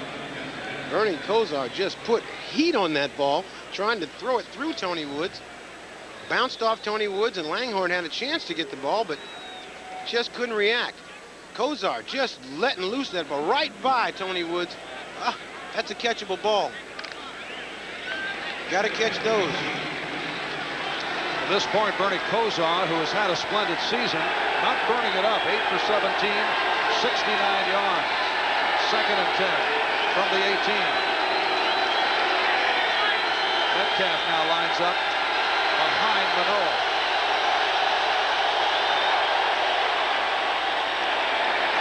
And off the play action, Kozar could not find anyone, and he is sacked for the 4th time today.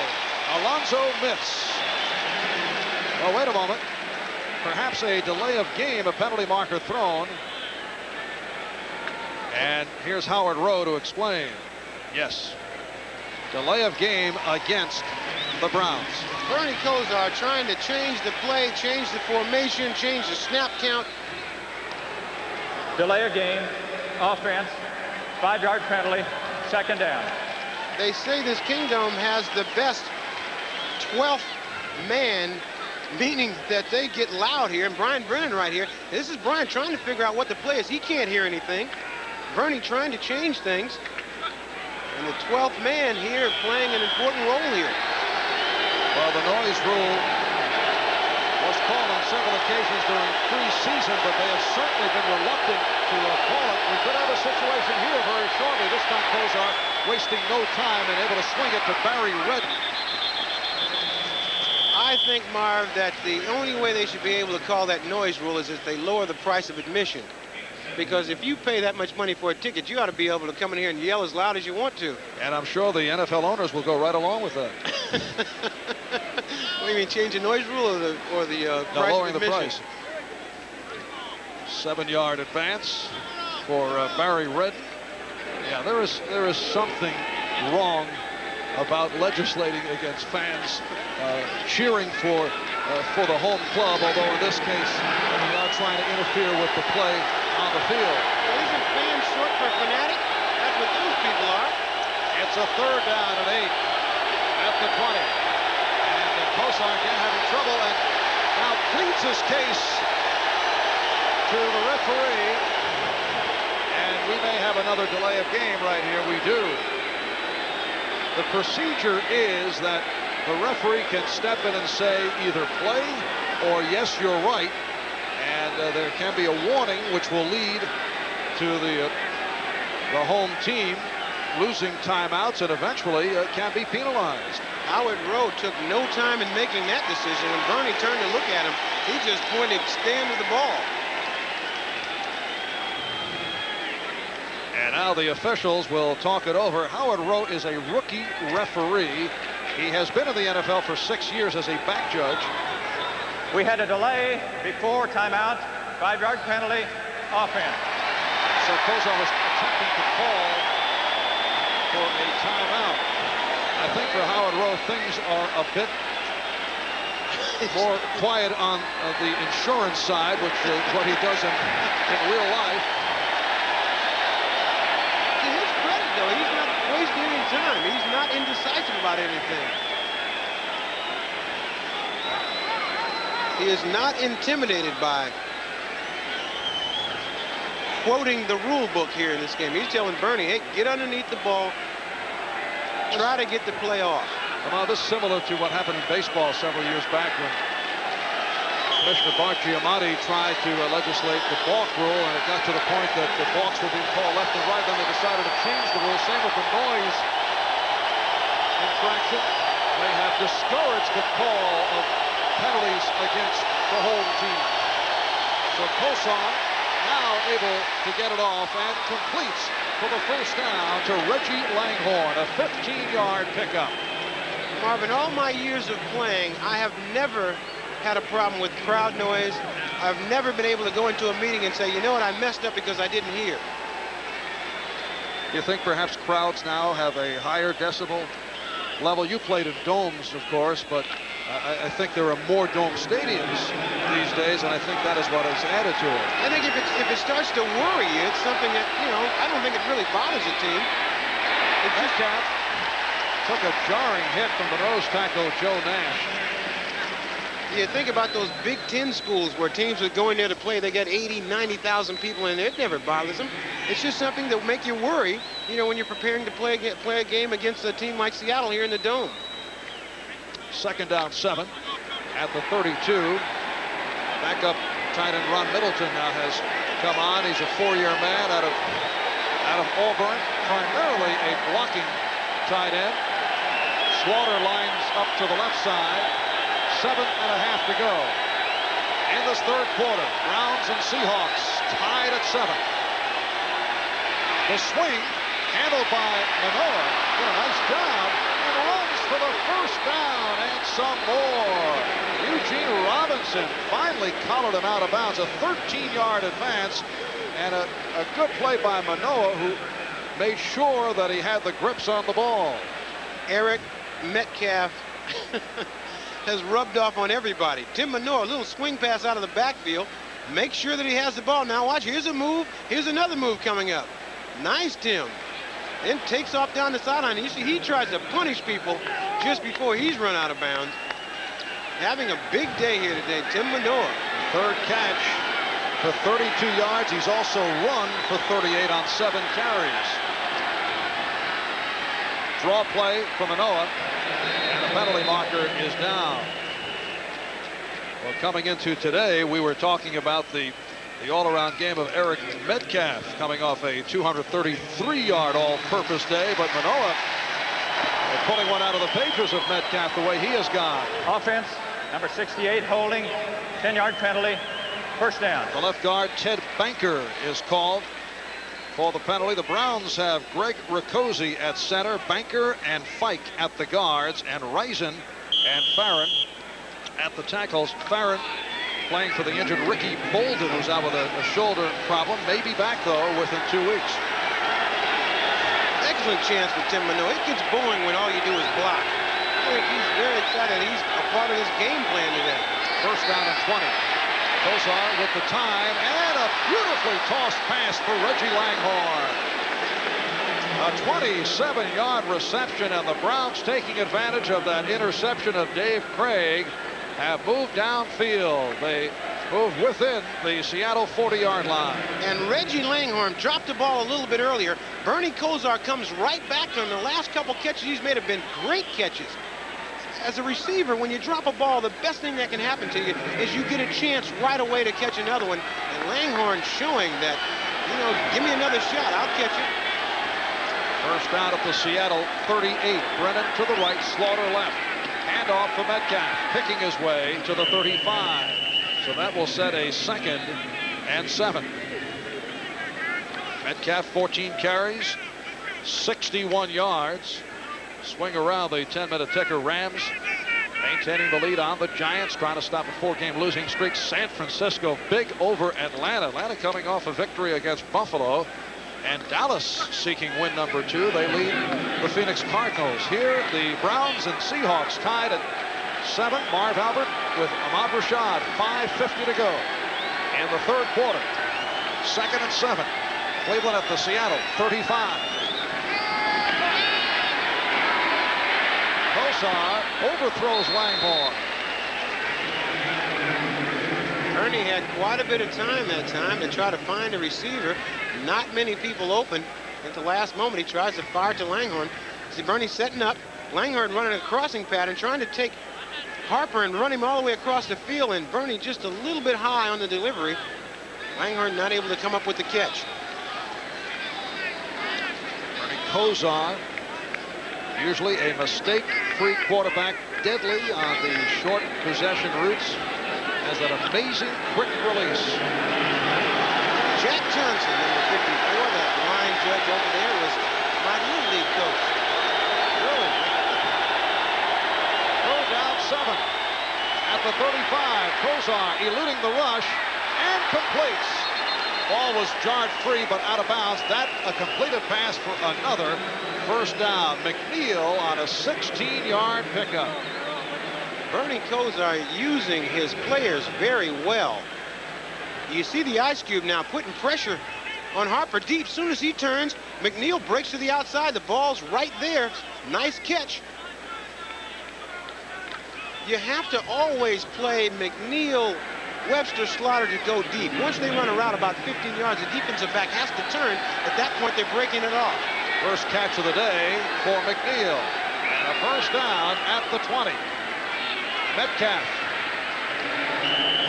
Handled well by the Seahawks. Picked up a couple. It's a long drive being pulled off by the Browns, and began with the interception by Felix Wright for his 5th interception of the season. He is among the AFC leaders. And Bud Carson's club now with the 11th play of the drive coming up. Gerald McNeil is back in, flank to the near side, and Webster Slaughter at the top of your screen. 2nd and 8. at the 18. 89 is McNeil. And it's a fake reverse and did not do much as Metcalf held on. David Wyman not fooled, along with Jethro Franklin. Anytime that you get a wide receiver going back the other way and Metcalf counting on a sweep, you got to play Metcalf, and that's exactly what the Seattle Seahawks did. They figure they got a chance if he hands the ball off to the wide receiver to stop him on the other side. But most importantly, the man they need to stop is Eric Metcalf. Told that free safety Eugene Robinson has a hip injury, but should be able to return. 3rd down, 7 at the Seattle 17. Kozar throwing. Touchdown.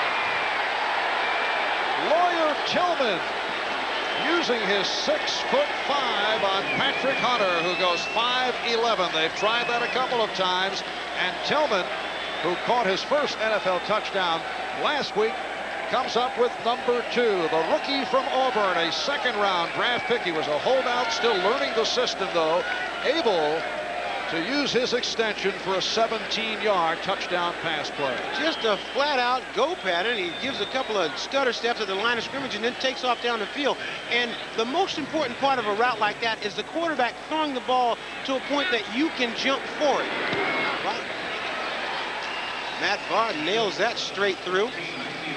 But it was a great pass by Kozar, giving Tillman a chance to go up and take the ball away. 5. He's going to come out here and Patrick Hunter, give him a little move and take off up the field. And Bernie Kozar is just going to throw it up there. So Tillman, when he turns back, makes the play on the ball, out jumps the defender and makes a touchdown. Just an excellent throw and an excellent catch by Lawyer Tillman. 12 plays, 87 yards. Kozar converting 3 third-down plays on that drive, a drive set up by the interception by Felix Wright. Deep kickoff. David Hollis from his end zone. Hollis springing to the 18-yard line. I can't believe someone called in a line. We're getting writers now calling in that touchdown from Kozar to Tillman, labeled Bernie to the attorney. Oh, ho, ho, ho. Get out of here. Boy. Moving right along, this telecast presented by authority of the National Football League and is intended for the private use of our audience. Any rebroadcast or other use of this telecast without the express written consent of the Seattle Seahawks and the National Football League is prohibited. All rights reserved. Craig on 1st down gets it to John L. Williams. And Williams picks up the 1st down. Hanford Dixon making the tackle. Williams going for 12. A 14-7 Cleveland lead with 3 minutes left in the 3rd quarter. David Craig here just with a fake to John L. Williams, who holds up and then takes off up underneath the defense. Makes a nice catch here. Nice tackle there by number 29, Hanford Dixon. Now watch Craig as he lets this ball go. Michael Dean Perry is always around. You know, the thing is, when he first came in the league, everybody said, yeah, that's the Fridge's little brother. That is gone. Michael Dean Perry is a legitimate player in this league. Now the 1st down at the 30. Warner on the pitch, cannot make the turn, strung out, and a loss on the play. Bad sign, Marv, when you take a pitch and all the people you see in front of you have on a different colored jersey. Hanford Dixon. Great contained job. Michael Dean Perry was running it down from the other side.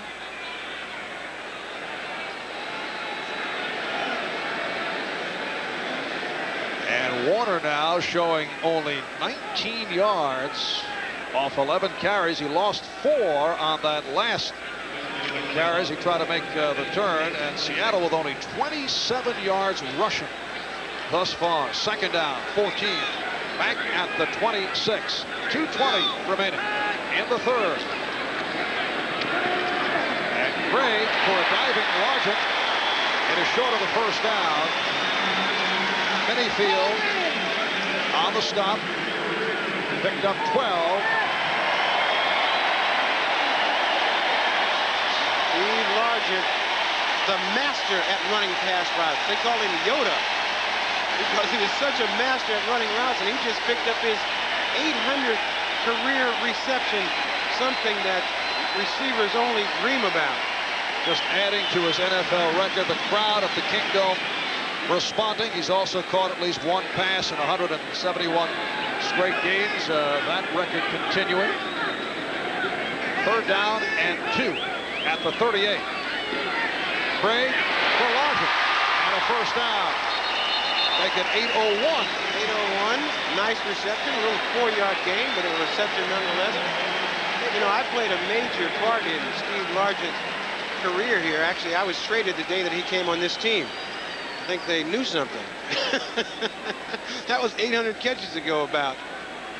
That is the Steele trade. Largent coming from Houston, and you were headed to Minnesota. Right, where you put up some very nice numbers that should be added. Got a chance to go to a Super Bowl. So you were actually only in camp with the Seahawks. You'd come from Buffalo. From Buffalo. I played the preseason here. And when I saw Steve, I packed. There's a problem with the snap.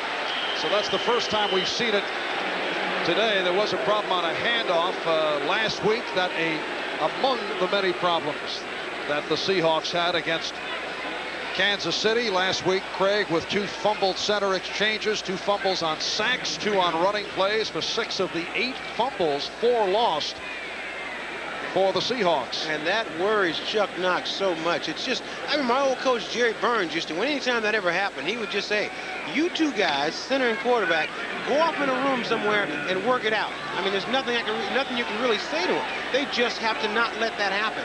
There's no excuse for it. Final seconds of the 3rd quarter. The tight end Donnie D in motion. Craig stepping up, and it's deflected. Incomplete. As time runs out in the 3rd, and the Seahawks hearing the boos from the crowd. After 3, Cleveland Browns 14, Seattle Seahawks 7. Back with the 4th quarter in a moment. Here at the Kingdome in Seattle. As we check the scores, Greg Bell has run for his 2nd touchdown of the game. Rams now over the Giants 31-3. Montana has thrown 4 touchdowns for San Francisco. Troy Aikman just completing a touchdown pass. Dallas leading Phoenix. 3rd down and 13 at the 39 for Dave Craig and the Seahawks. They trail the Browns 14-7 off the big rush. The pass intended for Scansey, covered by free safety Thane Gash. And so Seattle again will have to give it up on downs. Ball a little bit low. Scansey usually reliable in a situation like that. Wanted running game, passing game, offense, period. You know, last week they had that triple threat offense, that trip, stumble, and fumble. They've been playing a little bit better than that this week, but still, they just can't get that running game going. Brown Chuck looks more like a dinner salad here. It has not gone. They've averaged 1.3 per rush. Ruben Rodriguez on the deep punt. McNeil decided to let it go, and it gets the Seattle hop down inside the 10. 52-yard punt. We'll be back after these messages. Down to week 10 of this NFL season. Cleveland Browns with a record of 6-3, leading the AFC Central, lead the Seahawks here as we are early 4th quarter, a 14-7 Cleveland lead, and the Browns first down from their 10-yard line. Kosar thought he had Metcalf on a swing, then goes the other way for Manoah, breaking tackles. Metcalf has turned his head after Kosar was looking in that direction. That's a set play, Mark. A set play. What they want to do, they want to fake it over there to try to freeze the linebacker and then throw it to the other back going down the other side. Seahawks on the ground, only 27 yards. Last week against Kansas City, they were held in check, only 39 yards rushing. Very hard to win at this level with those kind of numbers, unless you have 500 yards passing, which they don't. True. 2nd down 7 from the 13. Now Metcalf following Manoah. Penalty marker has been thrown. It is a short pickup for Eric Metcalf. And it is definitely a holding penalty. called on the Browns. They have been hard hit by penalties. They don't have Bill the Beer Man here who used to lead these people in cheers, but they do have Herman over here who likes to do that. Offense, number 74, second down. That is the left tackle, Paul Farron, called for the hold. Herman uses your personal seats, I'm told. He does. That's Bellevue Herman. Likes to come in across the lake and cheer these people on. Keith Jones checking in to the Cleveland backfield. I like when I was talking to Eric Metcalf about his running style. I said, how would you describe it? He said, I run scared because, you know, fright is an exhilarating feeling. And I can understand that because I think you do your best. I ran my best 40 time once with a German Shepherd close behind me. I'm sure it was down around 4 flat. I didn't have the clock, but I didn't get quit either. It is a 3rd down and 4 at the 16. Reggie Langhorne is split wide to the right.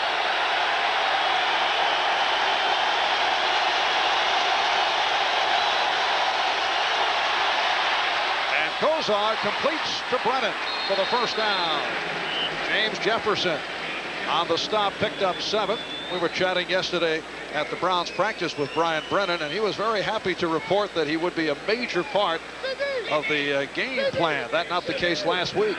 On 3rd down, he said, I'm the man. And, you know, it's not all about just flat open speed. What Brian Brennan does best is he bursts out of his cut. Right here, when he comes back for the ball, that's where he gets the separation, enable him to make the cut. He doesn't have to slow down to come out of a cut. Steve Largent does the same thing. Brian Brennan out of Boston College, a favorite target of Doug Flutie at BC. 1st down at the 24, Metcalf in motion. And the fullback, Manoa, with a straight-ahead move. Stopped by Alonzo Mitz, man starting at left defensive end for the injured Jacob Green, out with a bruised knee. Green and Jeff Bryant both sidelined by injury today. Tim Manoa just pounding up in the middle. When you got a back like Metcalf, and you got Webster Slaughter, and you got all these perimeter people, what it does is puts all the pressure on the sides of the defense. Then you have a guy like Manoa just pounding that ball up the middle. Cleveland always having that big offensive line. They like to just fire straight out and block. 2nd and 6. Cleveland from their 28.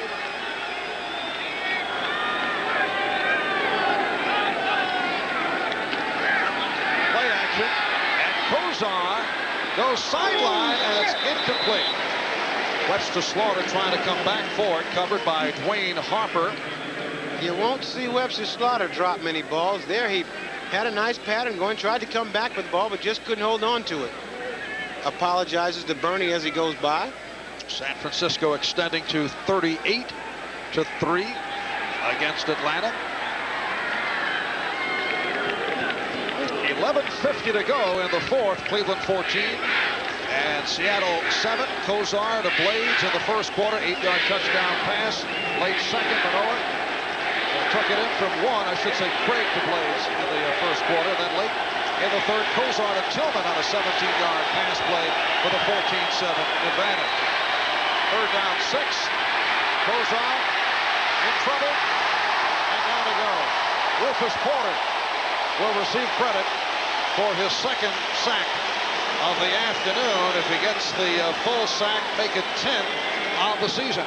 Rufus Porter, once he lines out way outside of those big offensive tackles, with his speed and quickness, he really has a chance to get in and get on the quarterback. And what we've seen by watching Rufus Porter, he never stops. He goes 100 miles an hour until the whistle blows. This is a very intense football player. So David Hollis is back at his 40.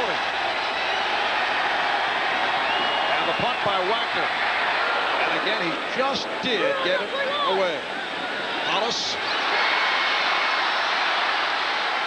run out, reaching toward the 45. A 47-yard punt and a 12-yard return. Local product Mike Oliphant getting credit for the special team stop. We'll be right back. If you thought it has been a very physical day for the Cleveland Browns punter Brian Wagner. A little shove at the end of that last punt. Earlier he took a hit which led to a roughing penalty. That's right. I used to always give punters a bad time by saying they should wear sweatsuits, but there shows that they should have those uniforms on. If they do, they should get hit. Well, Wagner does point out, as we mentioned earlier, that he is not just a normal punter. He also kicks off. He also is the disaster quarterback, which means if things really go badly, he is the third option. He is also extremely sore after that hit he just took a minute ago. Backup quarterback to Kosar is Mike Pagel, and then in emergency the punter Brian Wagner. First down at the 44. Seattle back to the offense, trailing the Browns 14-7. Here's Williams off the swing, and he is collared up at the 45, so a short pickup. Well, coming up tonight on NBC, the magical world of Disney, presenting a 2-hour all-star musical world premiere movie. The Cosby Show's Felicia Rashad, who is on hand, taking it all the action, starring Felicia keeping stats over the course of this ball game. She's handing me notes from time to time, none of which have anything to do with the game. That is all tonight here on NBC. 2nd and 9 at the 45. Craig with a deep drop, and that goes sideline intended for Largent, and a flag is thrown. Pass interference on the Browns. You cannot touch that receiver once he's gone 5 yards, and I have a feeling that Frank Minifield, as cagey as he is, got a hand on Steve Largent.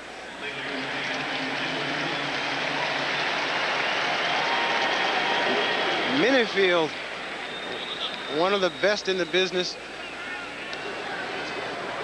Illegal use of hands, number 31, defense, 5-yard penalty, first down.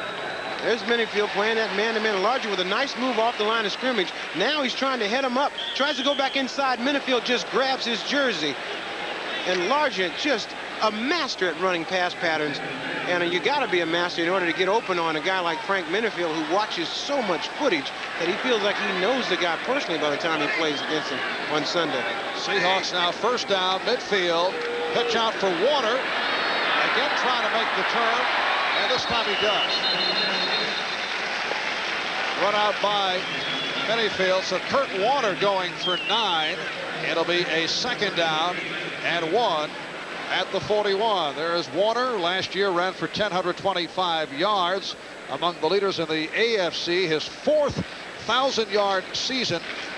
But in recent years, as you can see, he's dropped off. He is in his 6th season in the NFL. He's coming off severe knee surgery. Amazing that he's back playing. That's exactly right. Complete reconstructive knee surgery. Most players would have not played another down.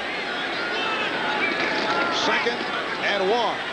And Warner is stopped short of the first down. Michael Dean Perry right there, and Kurt Warner now hears it from the crowd. I don't know if those boos are for Kurt Warner or for the offensive line. There must be a place to run.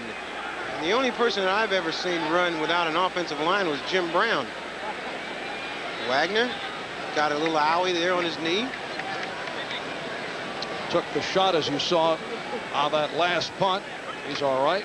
Punters take a lot of pride. It's a badge of courage when they get some tape and something on them. They come out of the locker room limping afterwards. It is a 3rd down and 1. Williams starting for the first down. Good punt by John L. Eddie Johnson on the hit, and the Seahawks pick up the first down. See Chris Pike trying to get to John L. Williams. Pike, number 75, goes 6'8", 290 pounds. John L. Williams just finding a crack and turning that ball up and running low and hard to pick up that first down. 7 rushes, 11 yards. They would like to carry the ball more, both John L. and Kurt Warner, because the more a running back carries the ball, the more he sets up the defense. You get a chance to break that big one, but you need 12, 15 carries to get that rhythm. And a first down at the 38. Craig able to get away and complete a Flag has been thrown. And we'll have to see what the call is. Al Bubba Baker is still down on the field. A holding call on the Seahawks. I think Baker's just resting because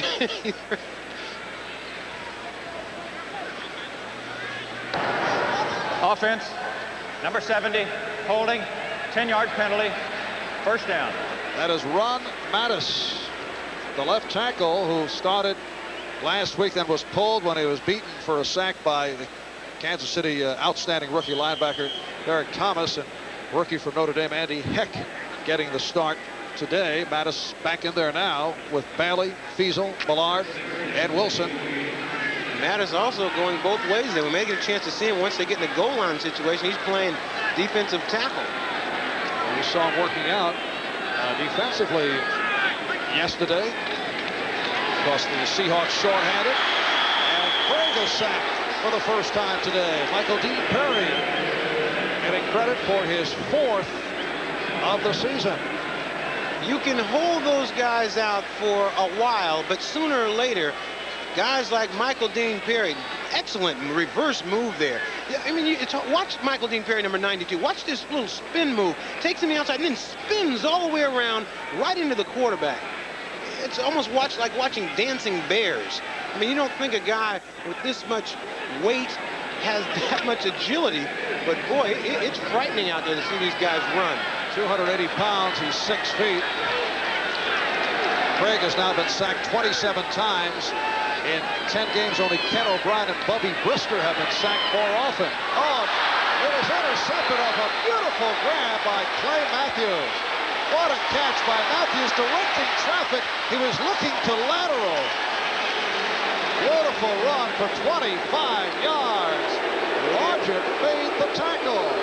Largent made the tackle that kept him from going all the way for a touchdown.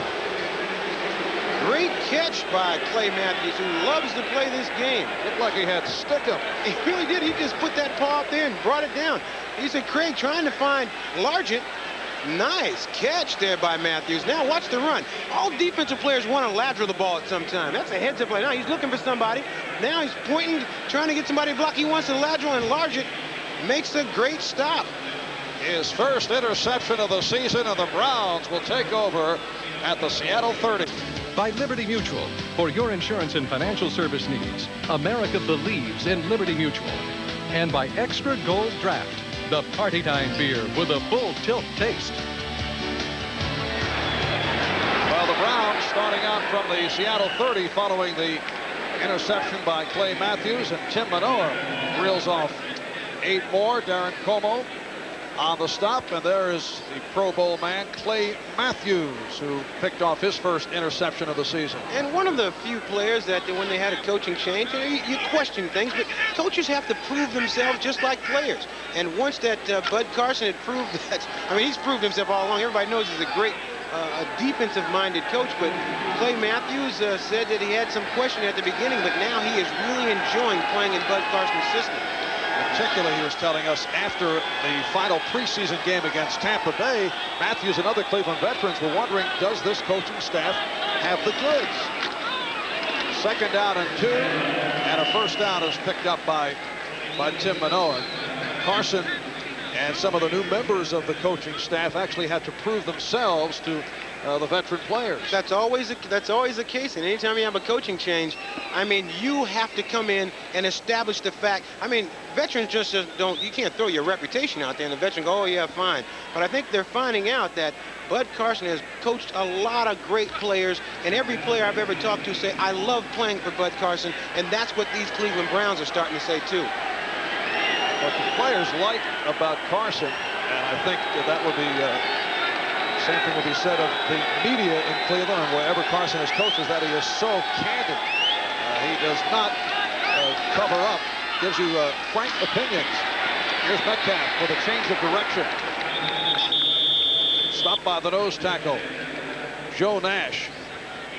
Been a very strong combination of Metcalf and Manoa. Manoa's run 10 times, 53 yards. Metcalf, 17 carries for 69 yards. And Metcalf gets out to the flank so quickly that you have got to just fly out to keep him from turning the corner. And once you do that, he breaks it back up inside. Just an excellent eye. An excellent eye. He always makes the right cut. It is a 2nd down 6. Cleveland with a good drive coming off the interception out of the Seattle 15. They lead Seattle by the score of 14-7. Langhorne in motion. Manoa with a nice hole. And he is put down by Jethro Franklin, man who opened today as a starter and right defensive end. Injured player Paul Moyer, backup safety man. Franklin from the developmental squad to a starting role, replacing Jeff Bryant, who's out with the bruised ribs. Moyer is shaken up, and they're checking him out. So we'll take a break. Back after these messages. Paul Moyer down on the play. It appeared that Tim Manoa in his run off the left tackle here, he just gets started, and watch Paul Moyer, number 21 in the blue, come up. Just as he sticks his head in there, he takes a shot right on the side of the head by Manoa's knee, and he's still down on the field. Earlier, Eugene Robinson, the starting free safety, injured his hip, but he was able to return. Now Moyer, the backup at the position, is down. There's Robinson, a 5-year man out of Colgate, had a good one last week. Season high 11 tackles against the Kansas City Chiefs. But one of the problems with the Seahawks defensively, as we touched on earlier, the fact that Robinson has so many tackles, as does the strong safety Nesby Glasgow, who leads the club in tackles. Well, a look at our lineup next week. It'll be an NBC football doubleheader starting at 12:30 Eastern time with NFL Live with Bob and OJ, and most of you will see Kansas City travel to Cleveland to take on Bernie Kosar and the Cleveland Browns. Later on, many of you will see the Seattle Seahawks go against the Giants at the New Jersey Meadowlands. Others will watch Bo Jackson and the Raiders face the Houston Oilers. Plus regional action. We suggest you check the local listings for the games and times in your area. Paul Moyer still shaken up. Another look as once he again took that shot. Yeah, Manoa just pounding inside, and Moyer just getting caught right in the side of the head, but he is now sitting up on the field. That is always a good sign once the guy starts to moving around. I think he just got dinged a little bit. And when he's walking off the field, a very, very good sign. He possibly doesn't have any type of a neck injury. I think he just probably got knocked out a little bit. I don't know how you get knocked out a little bit. He's knocked out and now being walked off the field. I was going to let it go, Ahmad.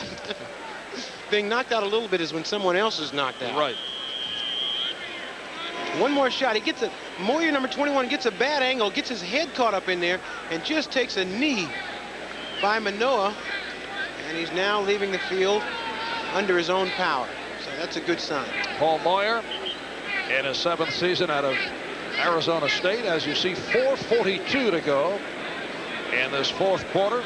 3rd down and 3 when we resume. The ball at the Seattle 12. Cleveland on the move. They lead the Seahawks 14-7 and looking to take advantage of the 2nd turnover of the day. Earlier, an interception by Felix Wright led to a Browns touchdown. The interception by Clay Matthews setting up this drive.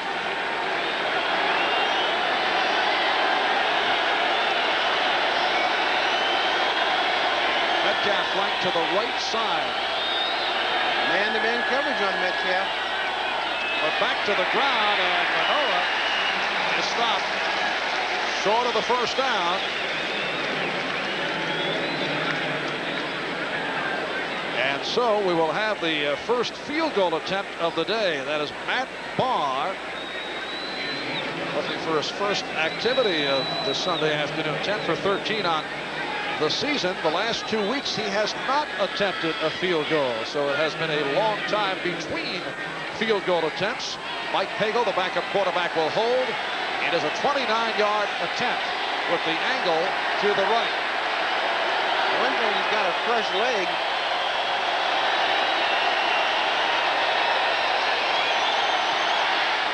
Barr puts it through. So the fresh leg does convert. And Matt Barr now 11 for 14 for the season. Important points, extending that lead to 17-7. Cleveland looking for a personality. I think maybe they found one.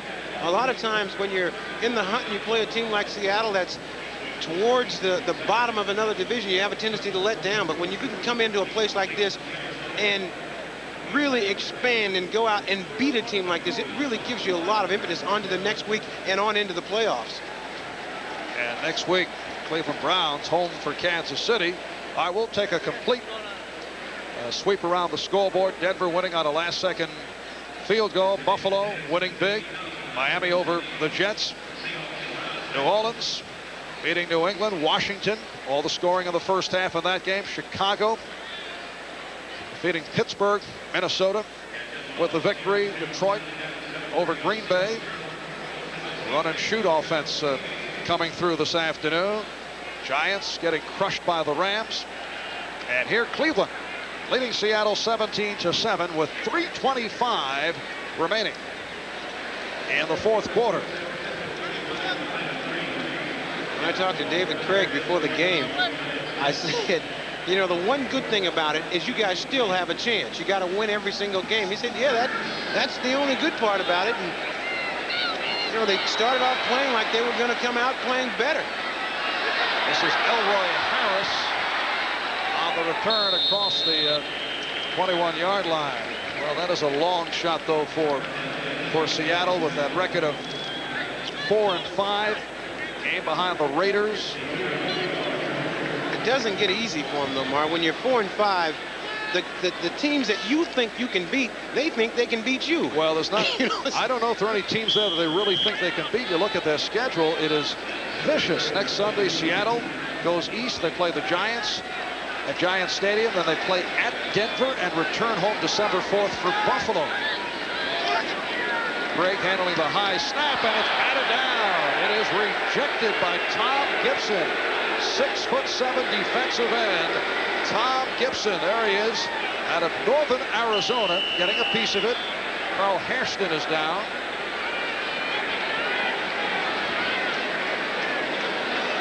Carl Hairston, Big Daddy, is laid out.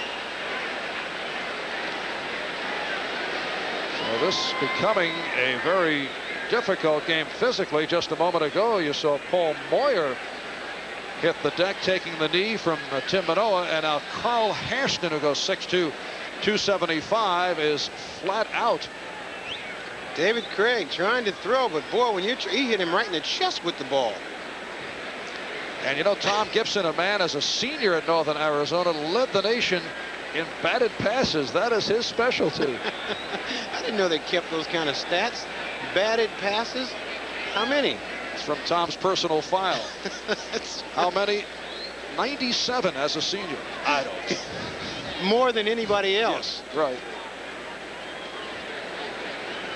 Gibson was signed as a Plan B, unprotected free agent with New England for 2 years. Sat it out, though, with a groin pull. Also one known to have, you'll like this, Ahmad, a good club move. Remember Jack Gregory, one-time Cleveland Brown and giant defensive end, using the hand as a club? Well, that is, aside from the batted passes, that is a specialty of Tom Gibson. And as you can see, Hairston appears to be all right. The club move. He's with his height, he ought to just be able to just stand up. And Carl Hairston, one of the leaders on this team. The reason they wanted him around is he knows how to win. He's one of the guys that teaches those young players how to play tough. When things get going and they get a little rough, you got guys like Al Baker and Carl Hairston that keep them on track. And Cleveland has been on track, record of 6-3. Pittsburgh losing earlier today. Cincinnati and Houston at 5-4. Second down and 10. Back at the 22, 3:10 remaining in this fourth quarter. 17-7. Browns lead the Seahawks. And it is incomplete. Williams not able to hang on as he took the hit from Matthews. And it will be a 3rd down and 10 at the 22-yard line. Michael Dean Perry is always around. When you think he isn't, just watch this. He tries to hold Dave from going down to the ground. That's after he hit him. But when you know, I really think the stat that's bigger and better than a stat is when you rush the quarterback, because that's when you cause him to throw an interception. Pressures. Pressures. Same thing in basketball. People talk about blocked shots, but the other, as we watch the interception by Scansey that is short of the first down, the other important stat is altering shots, specialty of Patrick Ewing, and that can change a game around. Hanford Dixon and Thane Gash on the coverage of Paul Scansey. And a look in the AFC West. Denver with the victory, 8-2. And Seattle appears to be on the way to a 4-6, unless there is an enormous turn with 2 minutes and 35 seconds to go in this 4th quarter. Reporter Paul Moyer suffered a concussion, will not return, and is blowing blades, getting down inside the 45. 28-yard play, and the Seahawks come up with a big play. Gash and Wright on the tackle. Timeout is called. 2:25 remaining in this 4th quarter. Game. Blades 4 receptions, 57 yards, and he scored a touchdown early in the game. That on an 8-yard toss from Dave Craig for an early 7-0 Seattle lead. 2:25 remaining in this 4th quarter. First down of the Cleveland 45. Craig unleashing. He took a pop. 84 Lewis Clark in the area off that underthrown pass. Number 96, Andrew Stewart, putting a lot of pressure on Craig, trying to get rid of this ball. Just as he lets it go, Stewart's right there on top of him. It will be a 2nd down and 10 at the 45. San Francisco with a 45-3 lead. Rams over the Giants, 31-10. Phoenix making a move back on Dallas.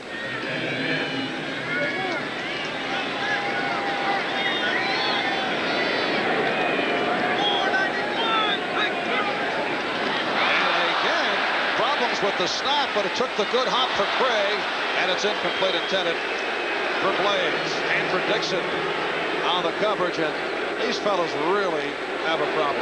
They just seem to self-destruct. They cannot get any consistency. This is the most basic thing in football, snapping the ball. I mean, you got to do that to get the play started. Just a tough situation by David Craig, not able to handle the snap. I don't know if that one was a bit too hard for Grant Fiesel, but he and Fiesel have had a host of problems. You don't get to use that as an excuse that it's too hard. 3rd down and 10. The catch by Clark, and short of the first down as he ran it out of bounds. Covered by Minifield, stops the clock with 2:11 remaining in this 4th quarter. David Craig here looking for Lewis Clark the entire way. Once he catches this ball, you got to try to get a first down. Turn the ball up the field. The clock's going to stop in 11 seconds anyway.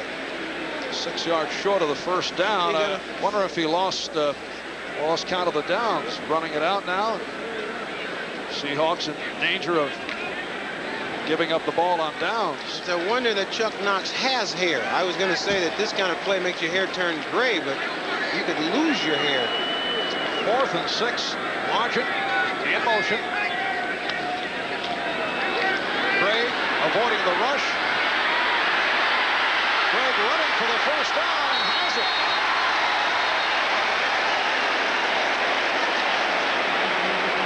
And a flag is thrown. So Craig went 7 yards for the first down.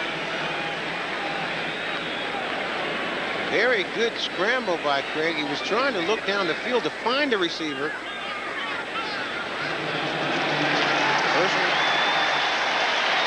That's such a questionable play. If you don't hit the quarterback. Personal foul, number 29, unnecessary roughness, late hit out of bounds, 15 yards, first down. Now, here's David Craig is. He's trying to find somebody down the field. He can't find anybody. Now he is a running back right now. Now, if Dixon doesn't hit him, he could turn up and keep running down the field. That's such a fine line right there. I really think that it's a tough spot to put a cornerback in. You got to come up and hit the guy. I watched Boomer Esiason earlier this year fake like he was going out of bounds and then take off and run about 8 more yards down the field. Browns hard hit by penalties this afternoon, as you just saw. First down at the 20 now for Seattle as we come up on 2 minutes remaining in the fourth quarter. Craig goes sideline and it's intercepted. Hanford Dixon on the pass intended for Brian Blades. So Dixon comes up with the Browns' third interception of the day. And for Dixon, his first of the season. We'll be back in a moment. Central Division title for 5 straight years. But what team has been in the playoffs for 7 years during the 80s? The Los Angeles Rams, the San Francisco 49ers, or the Washington Redskins? Which would you choose? Let's bring on our next challenger. I always had AT&T until I went on this game show. I won $300 worth of free phone calls. If you said the 49ers, you made the right choice.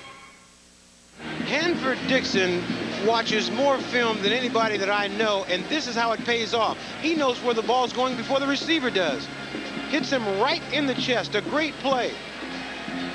David Craig, after he delivers the ball, realizes that, no, that's not the right place for it to go, and he's just disgusted.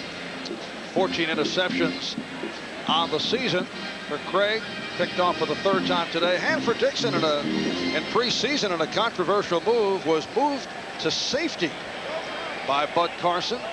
And then Carson admitted that Dixon should be back at the right cornerback slot, so he switched him back. Originally, he had Tony Blaylock starting at corner, and Bud Carson admitted that he made a mistake.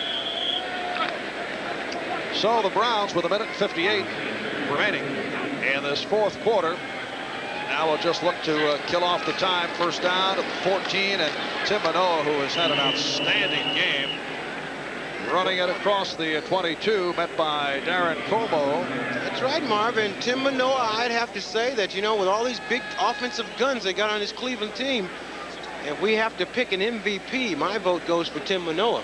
I'd agree. 13 carries, 64 yards. He's caught 4 balls, complimenting Eric Metcalf.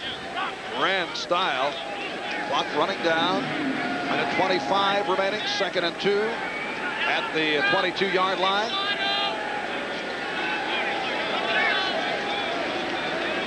Now Keith Jones splitting out to the right side. Kosar taking his time. Long count.